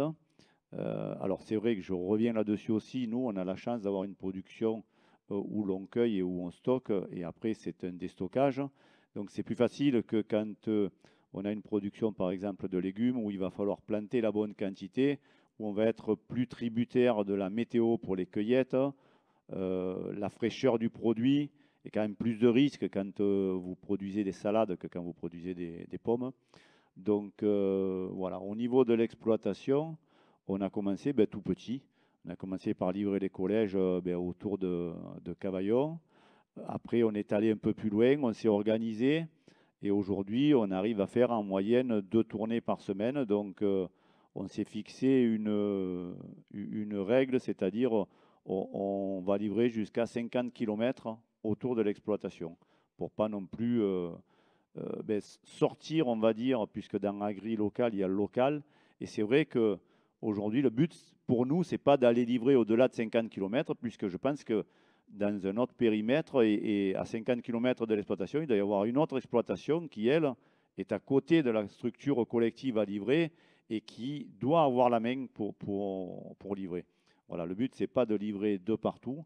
Par contre, c'est de s'adapter, d'apporter un service. C'est vrai qu'aujourd'hui, au niveau des restaurations collectives, surtout les cantines scolaires, les coûts sont vraiment serrés. Pour mémoire, pour acheter les denrées alimentaires, c'est 2 € ou 2,60 € par repas pour les enfants. Donc c'est vrai que c'est important pour eux d'avoir la bonne quantité de produits. Par exemple, quand on livre les pommes, si c'est une restauration collective où il y a 500 gamins qui mangent le mercredi, c'est pas le bon jour, le mardi à midi, il nous faut être performant, il nous faut livrer 500 fruits de même grosseur. Et il ne faut pas en livrer 550 ou 450. Donc, ça nécessite aussi de notre part faut être plus pointu, plus précis, plus professionnel. Mais c'est vrai que de notre côté, quand on apporte ce service, on peut aussi appliquer un prix un peu plus rémunérateur. Et après, tout à l'heure, on a montré une partie du film, mais le film, il était plus large sur mon exploitation. Et c'est vrai qu'à un moment donné, je disais que la gratification, c'est le retour des clients quand ils nous disent que les produits sont de qualité, qu'ils se sont régalés. Et là, c'est pareil, quoi. Quand on va, comme ça nous est arrivé dans les écoles, pour faire la promotion du site agri-local, quand on voit que les gamins nous font voir les fruits et nous disent qu'ils se sont régalés en les mangeant, je pense que c'est là aussi qu'on est récompensé. Je crois aussi, Hervé, que tu nous avais dit que l'intérêt pour toi de travailler sur l'agri-local et avec la restauration scolaire, c'était de passer tes petites pommes qui n'étaient pas forcément vendues sur tes circuits habituels dans les marchés, mais qui par contre font le bonheur de la restauration collective. C'est vrai qu'effectivement, même si on a la chance d'avoir une production qui est stockable, et c'est plus facile, on va dire, pour la mettre en marché, on n'a pas une production industrielle. Et la nature, elle ne nous fait pas des pommes toutes de la même grosseur. Donc, on était déjà présent sur les marchés locaux avec une clientèle, on va dire, d'un certain âge qui a le temps d'aller faire le marché et surtout qui consommait des fruits plus gros. Et c'est vrai que la restauration collective, notamment les enfants, alors on a toujours été sensibles, nous aussi, au gaspillage, puisque, dans l'agriculture, c'est vrai que on essaie de faire feu de tout bois et de limiter le gaspillage au maximum. Et quand les gestionnaires, dans les premières réunions qu'on faisait, nous disaient « mais il faut nous livrer des fruits adaptés », c'est pour éviter ce gaspillage-là, gaspillage financier, mais gaspillage aussi alimentaire. Donc, ça nous permet d'écouler les fruits qui sont d'un calibre plus petit. On va dire c'est du gagnant-gagnant. Je vais reprendre la parole pour présenter Pauline Ricard, à qui je demandais d'intervenir aujourd'hui. Vous êtes en charge pour le département de l'animation de la plateforme virtuelle AgriLocal 84. Et pouvez-vous nous en dire un petit peu plus pour tout le monde? Et puis surtout, pour vous, est-ce que les restaurations collectives sont vraiment des clients d'avenir? Est-ce qu'il y a encore de la marge? Et si oui, comment connaître les besoins de cette restauration collective? Alors, ok, je vais répondre à toutes ces questions. Céline, merci de me laisser la parole. Donc, effectivement, j'anime la plateforme AgriLocal pour le département de Vaucluse. Donc, cette plateforme, c'est une plateforme de mise en relation, vous l'avez compris, entre les agriculteurs et les cantines scolaires. C'est une plateforme qui est gratuite et pour l'agriculteur et pour l'acheteur. Donc, ça permet une dématérialisation des marchés publics qui ne sont pas d'habitude trop connus par les agriculteurs et qui en général sont très compliqués pour répondre. Sur AgriLocal, c'est beaucoup plus facile et ça permet justement que les agriculteurs se saisissent de ce marché-là. Donc, cette plateforme a été mise en service dans le département depuis déjà 6 ans. Donc, elle progresse d'année en année. On le voit avec les chiffres clés, puisque aujourd'hui, on a 91 acheteurs en Vaucluse qui utilisent la plateforme AgriLocal. Et on a plus de 210 fournisseurs. Alors, fournisseurs qui sont aussi bien des agriculteurs, donc pour la majorité, mais aussi des artisans, des commerçants du département et d'ailleurs, puisque la plateforme se situe un peu partout en France, puisque AgriLocal, c'est un réseau national et c'est un réseau qui est présent dans 34 départements, dont nos voisins, je regarde Grégory, dans nos voisins bucco-rhodaniens et nos voisins aussi de la Drôme. Donc c'est pour ça que les agriculteurs peuvent répondre aussi, même les agriculteurs de Vaucluse peuvent répondre sur les plateformes AgriLocal 13 et AgriLocal 26. Alors, pourquoi je pense que la Restauco sont des clients d'avenir pour les agriculteurs? Parce que, tu l'as dit tout à l'heure, Céline, il me semble, et Georgia Lambertin, la présidente de la Chambre d'agriculture de Vaucluse, l'a dit aussi dans le petit film qu'on a vu sur En direct de nos fermes. Il y a une loi qui est sortie qui s'appelle la loi Egalim, qui a été votée en 2018 et qui oblige les restaurations collectives à s'approvisionner avec 50% de produits bio sous SICO ou sous label environnemental, tel que le HVE par exemple. Donc aujourd'hui, les cantines, elles s'intéressent de plus en plus à cet approvisionnement local de qualité et c'est pour ça qu'elles ont recours à AgriLocal et qu'elles souscrivent à notre accompagnement. Donc c'est pour ça que je pense que les agriculteurs ont tout intérêt de se regrouper comme En direct de nos fermes, par exemple, pour répondre aux demandes qui seront de plus en plus intensives sur la restauration collective. Comment connaître les besoins de la restauration collective? C'est ce que tu me demandais, Céline. Eh bien, c'est simple. Il suffit de s'inscrire avec son adresse mail et un numéro SIRET de son entreprise sur la plateforme AgriLocal. Je le rappelle encore, c'est gratuit. Donc, on rentre ces produits pour que la plateforme identifie bien les productions que vous avez. Et c'est la plateforme qui vous contactera dès qu'une demande sera faite sur vos produits. Alors, je pense, Hervé, que tu reçois régulièrement des petits mails et des petits textos de la plateforme AgriLocal. Et donc, tu t'empresses d'y répondre le soir quand tu rentres de tes terres. Pour vous accompagner aussi, la Chambre d'agriculture a mis en place une formation qui vous accompagne sur l'inscription AgriLocal et qui vous explique comment fonctionne la plateforme. Céline, ici présente, est aussi là pour vous accompagner, voilà, pour vous expliquer et pour peut-être mieux vous faire connaître le marché de la restauration collective que vous n'avez pas forcément l'habitude voilà, de travailler. J'ai fini. Oui, donc je vais compléter. En effet, au niveau de la Chambre d'agriculture du Vaucluse, je suis en charge à la demande du département de l'animation du réseau des fournisseurs et en particulier des agriculteurs.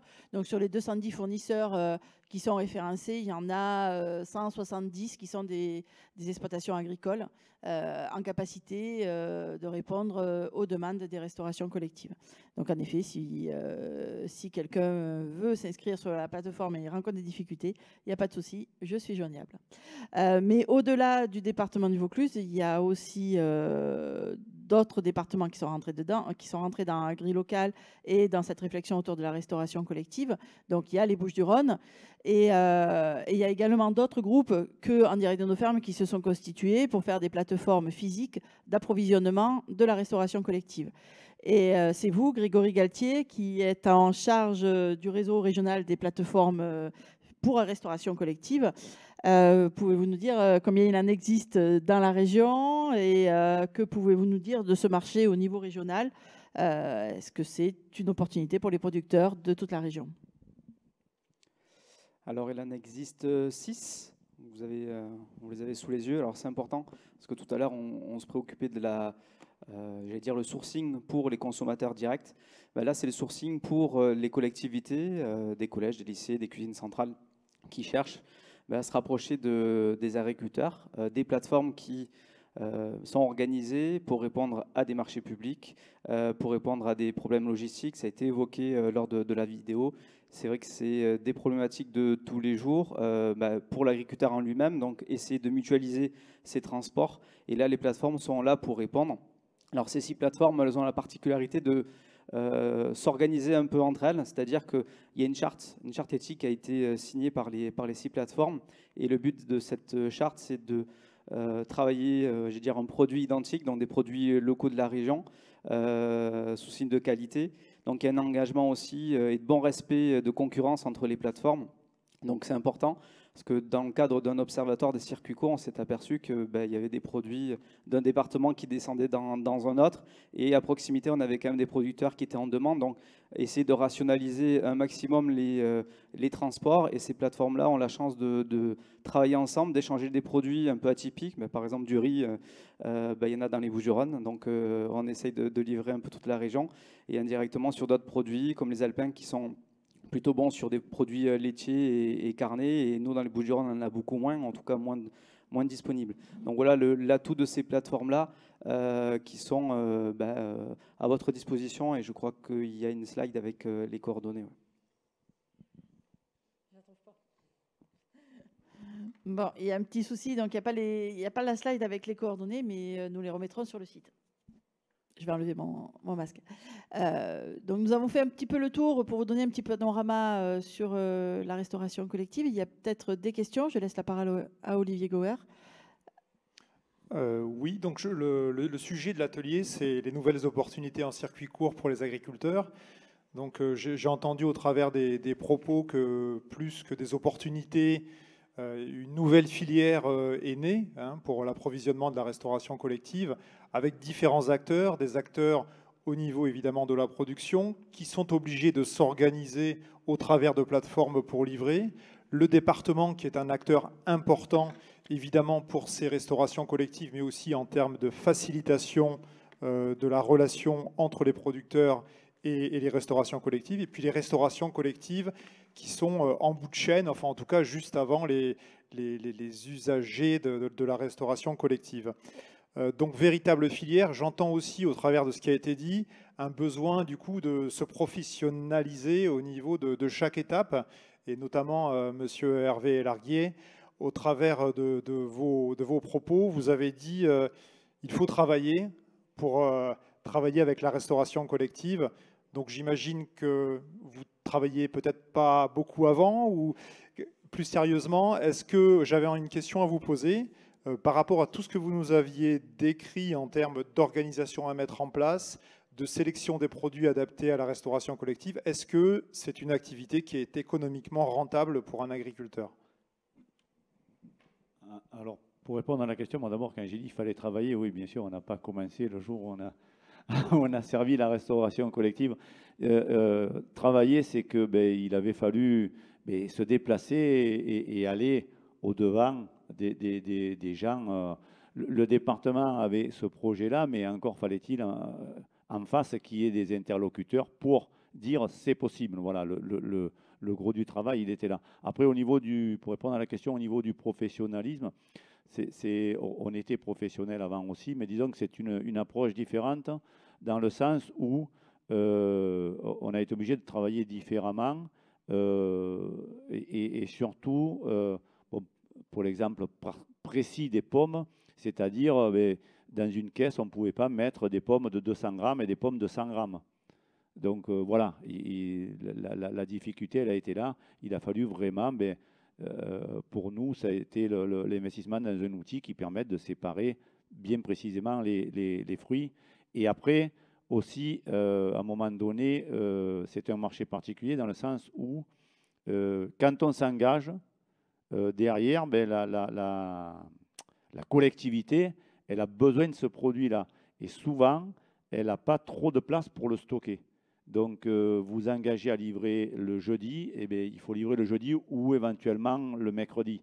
Mais il n'y a pas de latitude. Les menus sont planifiés et les livraisons, elles doivent être précises aussi. Donc, voilà, on a dû monter d'un cran et aussi respecter, c'est-à-dire, à un moment donné, quand on signe, même si c'est sur Internet et que c'est virtuel, on signe un contrat pour une livraison, donc il faut l'honorer.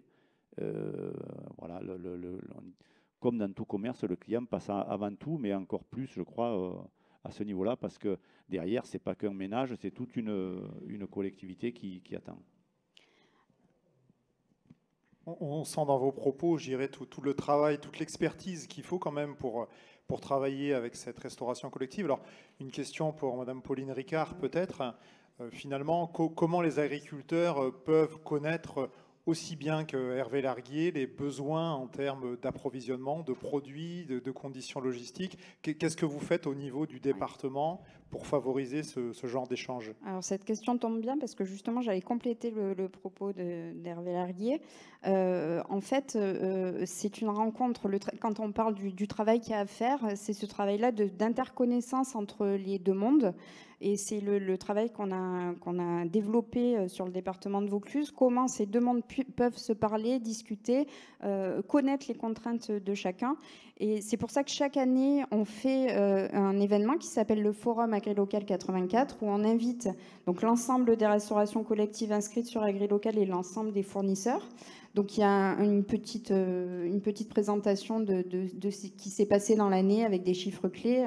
Et ensuite, on l'a vu tout à l'heure, il y a un speed dating qui est organisé entre les acheteurs et les fournisseurs. Et ce moment-là, ce moment de partage, de discussion, permet de recaler un peu la relation et de mieux se connaître. Hervé, toi, tu y participes chaque année. Donc c'est un moment qui est très important, qui est plébiscité. Ça fait plus de 6 ans qu'on le fait. Et qu'on, je pense, continuera à le refaire. Une question qu'on a souvent de la part des agriculteurs qui veulent travailler avec la restauration collective, c'est à partir de quel volume je peux intéresser une restauration collective? Alors, ça dépend, je vous dirais, de la restauration collective. Aujourd'hui, dans le Vaucluse, la moyenne à peu près des restaurations collectives, c'est 400, 500 peut-être convives. Pour les pommes, par exemple, pour les enfants, c'est 100 grammes la portion. Donc, on peut s'imaginer à peu près 50 kilos en moyenne pour une livraison de pommes par semaine. Donc, c'est vrai que ce n'est pas des gros volumes. C'est pour ça qu'il faut discuter avec les restaurations collectives, mettre en place peut-être aussi des marchés à bon de commande qui permettent d'avoir un engagement sur une plus longue période avec des livraisons régulières, mais au moins l'agriculteur sait qu'on va pouvoir lui prendre une certaine quantité de produits et ça devient intéressant pour lui, même s'il est obligé de livrer une fois par semaine. Donc j'entends que finalement beaucoup d'agriculteurs peuvent accéder à ces marchés-là, quelle que soit la taille de l'exploitation, avec des engagements avec les collectivités qui seront différents. Malgré tout, j'entends aussi un besoin de se former, d'acquérir de la connaissance. Et ce que disait Céline Cardinal, c'est qu'un certain nombre d'outils ou de formations sont disponibles pour acquérir cette professionnalisation. Et je reçois une question là qui vient d'un agriculteur qui dit, donc c'est pour vous, Monsieur Galtier, il y a des plateformes qui existent. Comment, moi, agriculteur indépendant, je peux rentrer dans une plateforme pour effectivement aller sur ce marché-là? Alors, c'est vrai que ces plateformes ont déjà, je pense, une organisation. le plus simple, c'est de les appeler et voir de quelle manière l'agriculteur peut travailler avec ces plateformes. C'est vrai que c'est complexe parce que certaines plateformes ont entre 10 et 15 ans d'existence, donc elles ont déjà aussi une organisation, des producteurs déjà engagés, mais d'un point de vue géographique, ça peut être intéressant. Je prends l'exemple concrètement de Goûter au 13 qui a répondu à des marchés publics sur une commune. On a mis en avant d'abord les agriculteurs locaux, donc de la commune. Donc peut-être que cet agriculteur pourrait être concerné à l'avenir par ce genre de situation-là. Donc il ne faut pas hésiter à se rapprocher, des plateformes, mais également des chambres d'agriculture qui pilotent 3 plateformes dans la région. Donc c'est vraiment le contact et pas hésiter surtout à se rapprocher rapidement des interlocuteurs. D'accord, donc des coordonnées qui seront communiquées et qu'on pourra revoir sur le diaporama. Peut-être que vous avez déjà autour de la table des questions à vous poser entre vous. Sinon, je repasse la parole à Céline. Oui, non, bon.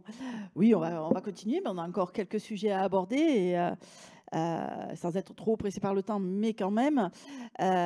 Donc, je vais à nouveau donner la parole à Grégory, parce que je lui ai demandé d'intervenir sur l'expérience de la halle plan de campagne. Parce que, en fait, une halle, qu'est-ce que c'est finalement? Et quelle est la différence avec un marché? Puisque c'est un nouveau format qu'on voit apparaître, mais quelle est la différence avec un marché de producteurs habituel? Alors, la halle de plan de campagne existe depuis plus de 10 ans, alors je vais te dire 12, si je ne me trompe pas trop. Donc, le but de cette halle, au tout départ, c'est de rapprocher le consommateur et le producteur. Alors, ça paraît étonnant, mais dans certains secteurs de notre département, c'est important de le faire. Et sous une thématique un peu particulière, parce que la halle, là, pour le coup, elle est pour nous importante. Donc physiquement, c'est un chapiteau et dessous, vous avez des producteurs qui vendent en demi-gros. Donc donner aussi la possibilité à des ménages d'accéder à des produits de qualité à un prix intéressant. Alors le consommateur s'y retrouve, mais aussi l'agriculteur. Et la notion de demi-gros est importante parce qu'elle permet de jouer sur le prix. Donc ça génère un certain nombre de tonnages et c'est important pour un marché classique, parce qu'on a souvent l'habitude de gros volumes quand on parle de marché de gros. Là, 1000 tonnes de produits vendus sur 6 mois, ça reste quand même important pour les producteurs qui sont engagés. Et plus de 900 000 visiteurs, 90 000, pardon, j'ai rajouté un zéro, 90 000 visiteurs, c'est aussi important et ça permet aussi de redorer un peu le blason, et les producteurs qui participent à ce genre d'initiative sont souvent sur une double typologie. Donc on a souvent des tout petits producteurs, mais aussi des producteurs qui sont sur des exploitations beaucoup plus importantes, qui avaient l'habitude d'aller sur les mines. Et là, ils ont un lien beaucoup plus direct avec les consommateurs. Et ça rejoint un peu ce qui a été dit tout à l'heure. On renoue un peu de lien et on a encore plus de satisfaction dans son métier.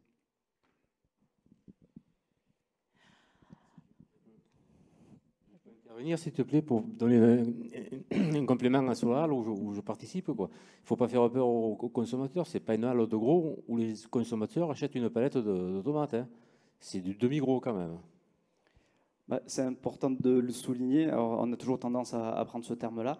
Et tu fais bien de l'évoquer parce que ça a pu, dans le passé, peut-être porter tort à la halle. Non, ça reste du demi-gros light. Alors, il est certain que vous ne pouvez pas acheter la salade à l'unité, mais c'est un minimum de 3 salades, donc ça reste quand même accessible. Après, il faut pouvoir les consommer, mais on s'aperçoit au retour des consommateurs que le produit, il est tellement frais que la salade, vous pouvez la garder suffisamment longtemps. Et ces 3 salades-là, elles seront consommées sans trop de soucis. Donc, il y a la notion de fraîcheur qui a été évoquée dans les vidéos. Là, c'est pareil. La fraîcheur, elle est au rendez-vous et c'est important pour les consommateurs et aussi pour les agriculteurs.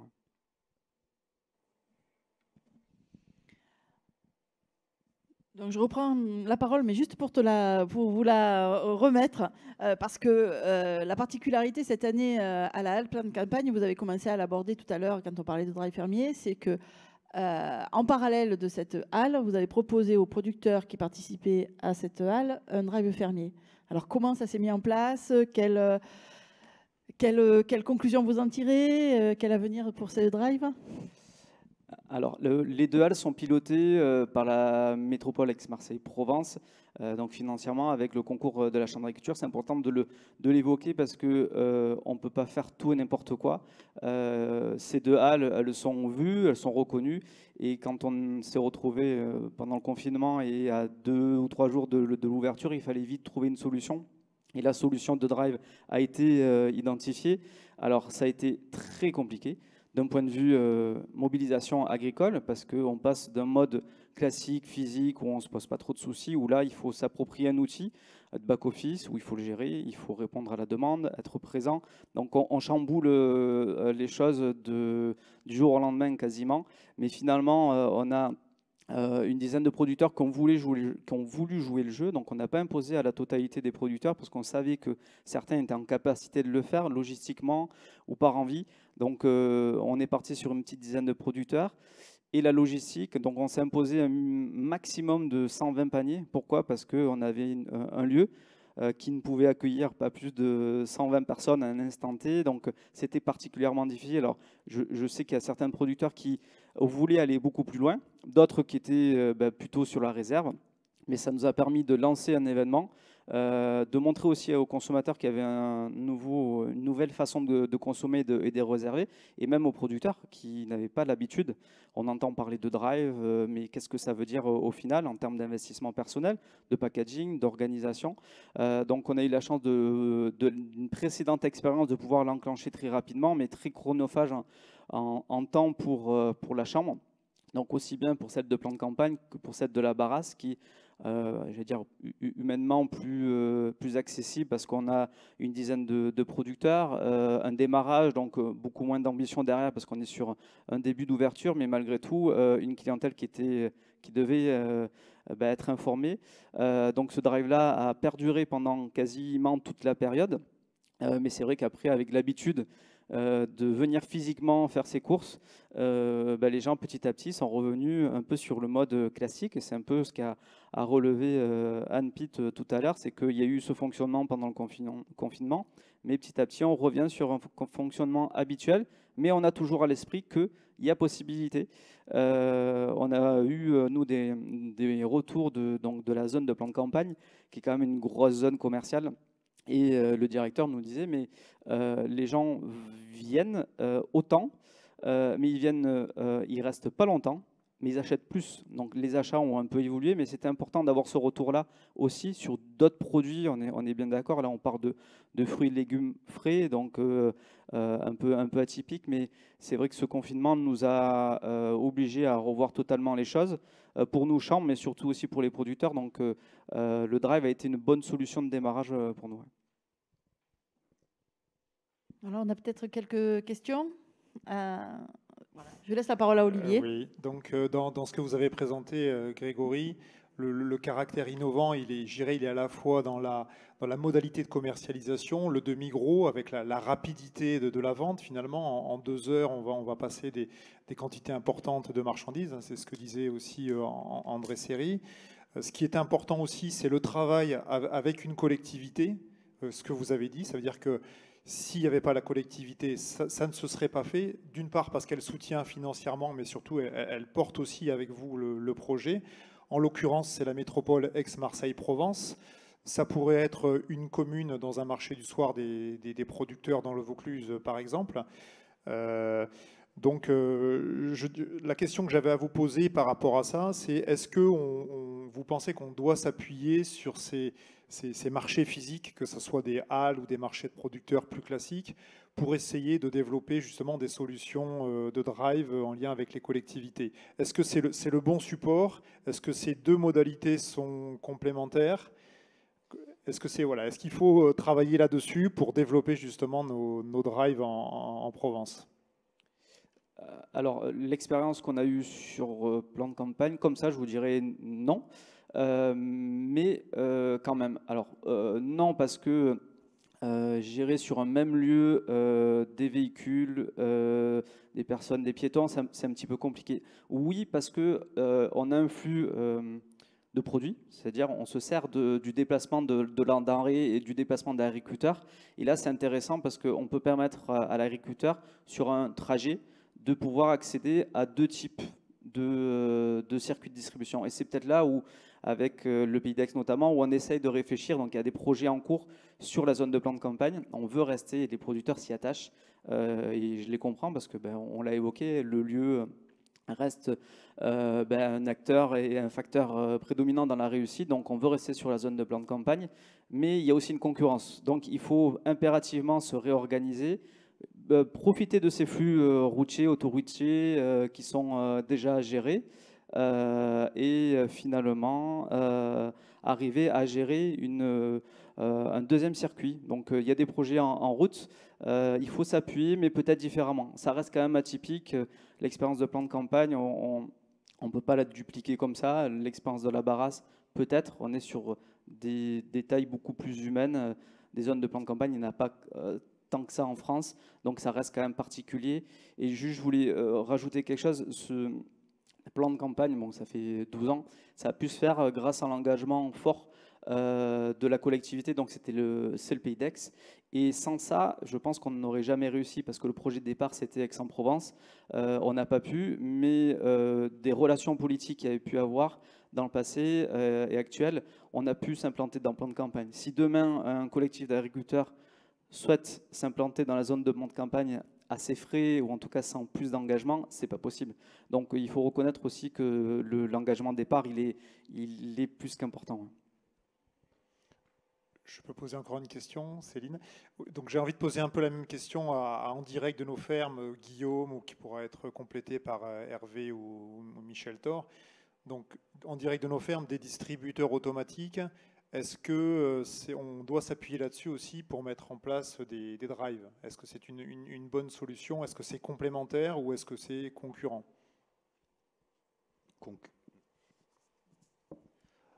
On peut s'appuyer sur les systèmes de distributeurs automatiques qui permettent d'avoir une large plage horaire pour distribuer les commandes qui sont faites sur Internet, puisque la machine est là et elle fonctionne toute seule 24 heures sur 24 et 7 jours sur 7. Donc ça permet de répondre à une demande d'une clientèle qui ne pourrait pas accéder aux horaires de plan de campagne ou aux horaires de marché pour récupérer ses produits. Après, ça a un coût important, un distributeur, donc il faut quand même bien réfléchir à cela. Et moi, je pense qu'il faut compléter avec des points relais qui peuvent être sur d'autres systèmes, qui peuvent être chez des commerçants, chez des agriculteurs. Enfin, on peut imaginer toute une série de points relais pour être au plus près en fait, du client et au plus près de chez lui. On s'est rendu compte en faisant des études que le client voudrait avoir en fait la livraison au plus près de chez lui, au bas de sa rue, et voilà. Donc on peut imaginer comment il t'a imaginé autrefois la Redoute qui avait mis des points relais partout. C'est un peu ça l'attente aujourd'hui du consommateur, c'est d'avoir des points relais un peu partout pour ces drives fermiers, et dont le distributeur peut faire partie de cette opportunité-là.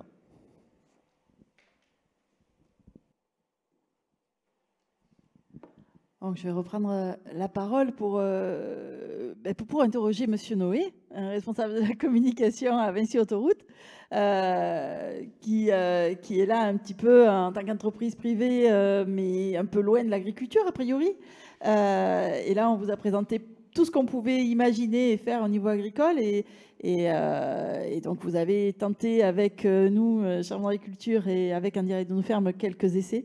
Et voilà, je souhaitais que vous puissiez témoigner et nous donner un petit peu l'avenir de ce type de partenariat. Merci pour votre invitation déjà. Et effectivement, je suis peut-être le seul à ne pas avoir la main verte ici, mais vous allez voir que c'est pas une raison pour ne pas travailler ensemble. Effectivement, mon premier métier, c'est surtout la sécurité routière. Et tout est parti de là, en fait. Et effectivement, on a eu un premier contact par personne interposée. Cette personne a intégré mon équipe, j'en suis ravi. Il se trouve que pour favoriser l'arrêt sur nos aires, on a besoin de diversifier les produits et les services qui y sont proposés. On a besoin, pour favoriser cet arrêt, de différencier chaque aire par rapport à la précédente et par rapport à celle qui suit. on a besoin de proposer de l'authenticité sur chacune de nos aires. Pour tous ceux qui fréquentent l'autoroute, et je sais que André Bernard est un de nos tout premiers clients dans la région, vous savez que les enseignes sont nombreuses. On a des enseignes internationales, des enseignes nationales et de plus en plus d'enseignes régionales. Mais nos clients en veulent plus de la variété. Ils veulent aussi du produit local, ils veulent de l'expérience sensorielle extraordinaire. Avant, on se disait, pour manger sur une aire d'autoroute, c'est qu'il faut vraiment être obligé. Eh bien, aujourd'hui et demain, il faut que ça soit complètement différent. Il faut qu'on s'arrête parce qu'on en a envie. Et vous êtes là pour nous aider, figurez-vous. Donc, vous êtes des acteurs de la sécurité routière. Vous participez de plus en plus à favoriser cet arrêt salvateur pour combattre l'ennemi numéro 1 qui s'appelle l'hypovigilance, merci Guillaume, sur l'autoroute. Donc, ce préambule étant fait, pourquoi on travaille ensemble? Eh bien, justement parce qu'il y a une énergie extraordinaire sur ces territoires. Il y a cette fameuse autoroute, ok, mais il y a des autoroutes sur beaucoup de territoires. Mais il se trouve que la richesse du territoire, eh bien, vous en êtes les gardiens. Ce dynamisme des paysages, des territoires, des savoir-faire agricoles doit être porté sur l'autoroute à la connaissance des utilisateurs de l'autoroute, de nos clients. Et donc, si on a décidé de tester ce fameux drive fermier sur l'aire préférée d'André Bernard, à Morières-les-Avignons, c'est aussi parce qu'on en avait l'opportunité. On l'a testé pendant quelques mois. Je trouve que ça a rencontré un certain succès chez nos clients. Ça a été plébiscité. On a des tas de vidéos que je vous confierai pour votre site internet qui prouvent que nos clients sont non seulement surpris, mais satisfaits de la démarche et des produits, surtout. On développe aussi des marchés en saison, même surtout en avant-saison, pour être précis. C'est là qu'ils fonctionnent le mieux, au printemps, sur nos aires.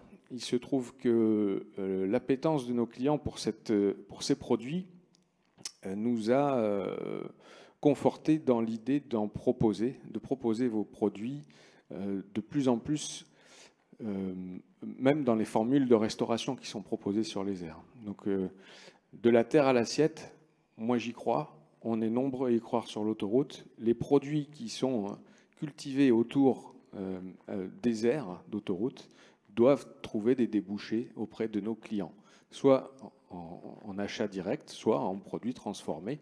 Ça fait quand même partie du circuit court, ces produits transformés sur place.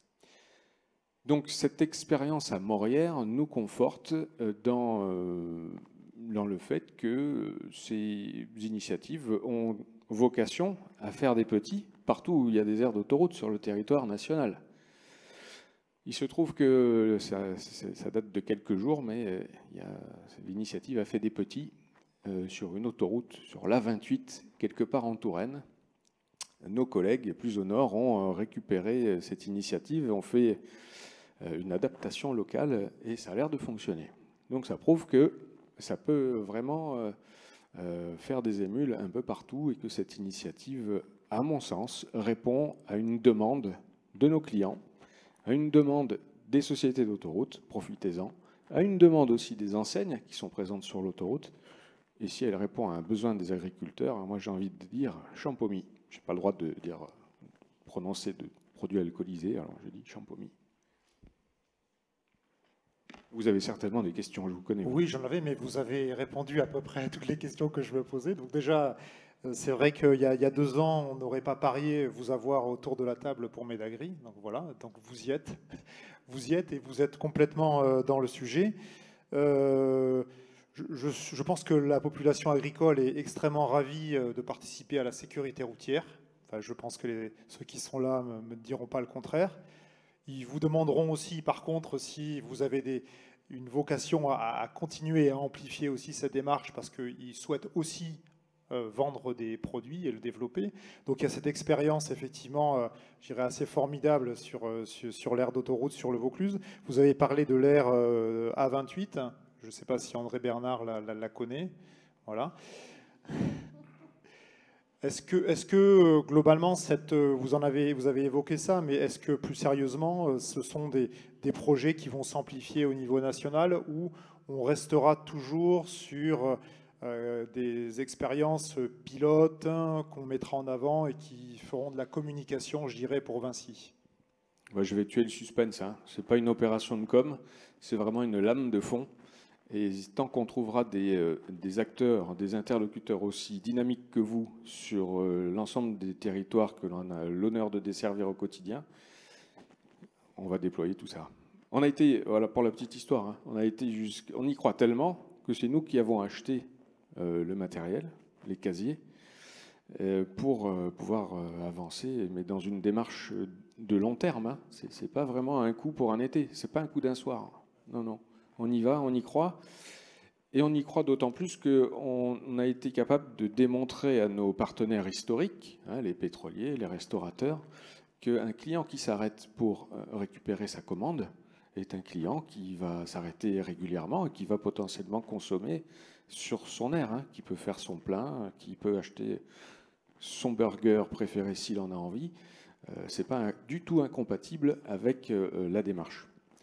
Et puisque vous alliez me poser la question, je vous réponds. On a une clientèle, c'est surprenant, je sais que je vais vous surprendre, on a une clientèle qui est dingue de vos produits, ce sont les routiers.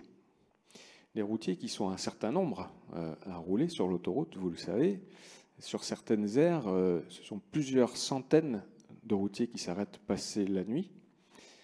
Eux, ils en ont marre de la restauration traditionnels qu'on trouve sur les autoroutes. Et quand on leur propose un panier ou des produits frais, ou même à transformer un petit peu, parce qu'ils sont équipés, souvent ils ont des petits réchauds, je peux vous dire que la merguez de Morière, ils l'adorent. Et je peux vous dire que les pommes de monsieur, ils en sont fans aussi. Je pense que c'est une clientèle qui mérite d'être travaillée et vous êtes les mieux placés pour le faire, partout en France. Merci. Donc j'entends effectivement que tout ce qui est fait avec Vinci, c'est plus qu'un coup de com', hein, je l'ai bien entendu. C'est une réelle opportunité nouvelle pour les agriculteurs. Et j'ai bien aimé aussi vos propos quant à la richesse du territoire qui va être partagée. En tout cas, ce lien entre le territoire et finalement les usagers de l'autoroute.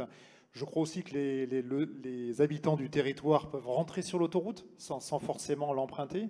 Est-ce qu'on a beaucoup de clients, par exemple sur l'aire de Morière, qui vont faire leurs achats aux distributeurs, ou est-ce que c'est quelque chose qu'il faut essayer d'amplifier?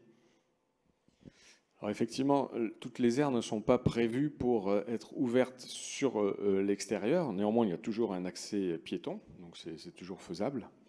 En revanche, moi je crois beaucoup au cabotage, c'est-à-dire aux gens qui font du domicile-travail, qui passent devant l'aire en question, le Morière tous les jours, sans avoir besoin de s'arrêter traditionnellement, puisqu'ils partent de chez eux, ils vont travailler, ils sont peut-être à 20 minutes, une demi-heure, 1 heure de route. Dans ce laps de temps, à l'heure de pointe, on n'a pas forcément le temps de s'arrêter ou on ne le prend pas. Mais si on a une bonne raison de le faire, alors on va ramener cette nouvelle clientèle sur l'aire en question et on va fidéliser une nouvelle clientèle.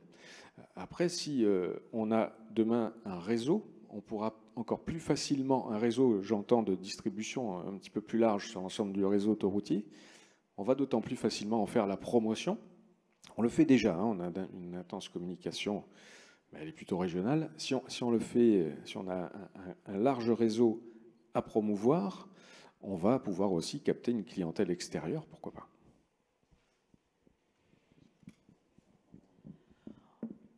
On arrive à la fin des témoignages qui étaient prévus. Alors, s'il y a d'autres questions, il ne faut pas hésiter.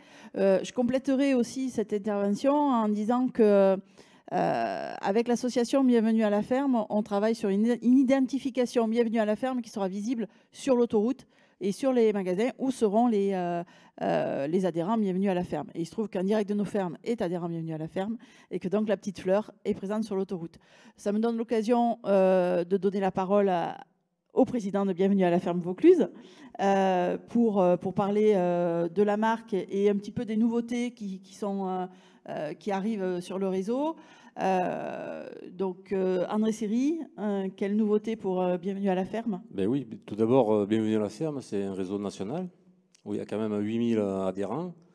On en a 150 dans le Vaucluse. Et on a quatre disons, spots. On a produits fermiers, restauration, loisirs et séjours. Puis dans les loisirs, quand même, il y a les fermes découvertes, fermes pédagogiques et fermes équestres.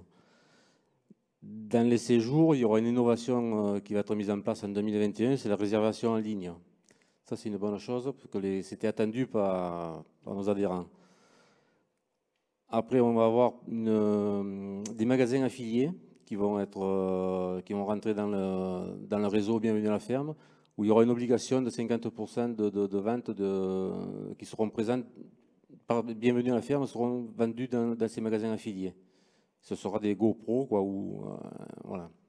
Après, je veux rebondir. C'est vrai que la Petite Fleur, c'est la première fois qu'ils sont sur l'autoroute. Ce sera une bonne pub pour nous. Quand les vacanciers descendront dans le sud, ils pourront voir à Morières la Petite Fleur et s'arrêter et manger, pourquoi pas, la merguez, quoi. Oui. Aussi, bon, maintenant, je vais remercier tous les intervenants pour la richesse des échanges. Tout cela, ça va se retrouver, disons, en replay. Ça, c'est une bonne chose quand vous aurez manqué quelque chose ou des slides n'auront pas passé, ben, vous retrouverez tout ça en ligne. Et après, bon, ben, voilà, je vous remercie. Et peut-être que le président de la Chambre régionale va conclure. Non? Si, André. Merci André pour tes propos et encore une fois merci à toute l'équipe. Alors effectivement, je crois que en voyant la Petite Fleur, je dis, mais ça c'est une des réalisations de Chambre d'agriculture. Le salon Teken Bio, c'est les chambres d'agriculture. Méladri, c'est la Chambre régionale. Bien d'autres produits comme Mes Parcelles que connaissent bien les agriculteurs. GoPro qui est, pas GoPro, le magasin GoPro, mais ProAgri qui est la marque de service aux agriculteurs. Teralto qui est la marque de service aux collectivités. Tout ça, c'est des produits qui sont issus du groupe Chambre d'agriculture. Le groupe Chambre d'agriculture, c'est 8000 collaborateurs, c'est 4300 élus, c'est 700 millions de budget. Voilà ce que nous sommes. Et je crois que, au-delà du nombre et des chiffres que je viens de citer, c'est surtout une organisation qui est forte de ces hommes et de ces femmes avec ses cerveaux. Et ces chambres d'agriculture, on a mis en place, on a plusieurs missions. On doit accompagner les agriculteurs, répondre aux attentes de la société, répondre à la dynamique des territoires. Parce qu'effectivement, on a cette mission d'interface avec les services de l'État et avec les collectivités pour arriver à ce qu'il y ait plus de richesses qui soient créées, plus de services qui soient apportés et plus de dynamique. Et pour mettre tout ça en mouvement, on a travaillé depuis l'année dernière, puisque les élections ont eu lieu, on est en place depuis début 2019. On a travaillé, même si la crise de Covid est venue un peu nous perturber, dans la mise en place d'un plan stratégique qui est composé de 16 DAS. Il y en a au moins 2 qui ressortent aujourd'hui et après-midi dans cette action. C'est effectivement le DAS 11 sur les circuits courts. Et je crois que André, Céline, vous avez travaillé là-dessus. Merci pour le travail. Et le DAS 9 qui est la création de filières et le multipartenariat. Monsieur Noé, vous venez d'expliquer effectivement que vous êtes partenaire d'un projet comme ça pour la dynamique sur les territoires. Bon, alors vous n'êtes pas une collectivité, vous êtes une grande entreprise qui rayonne sur une grosse partie du territoire. J'étais la semaine dernière en Haute-Loire, Puy-de-Dôme, pardon, et j'ai parlé de ce projet-là. Et mon collègue a dit qu'il allait voir avec vos homologues de la région. Je sais que la Chambre d'agriculture de la Drôme est venue ici pour voir, et je pense que ça va aussi s'enclencher. Et je pense qu'on va pouvoir étendre aussi partout où effectivement il y aura un groupe. Alors, je pense que pour que ça aboutisse, il faut d'abord qu'il y ait une volonté des hommes, c'est toujours pareil, mais qu'il y ait aussi probablement les plusieurs débouchés. Le débouché de la restauration collective, le débouché des casiers, des drives et l'autoroute.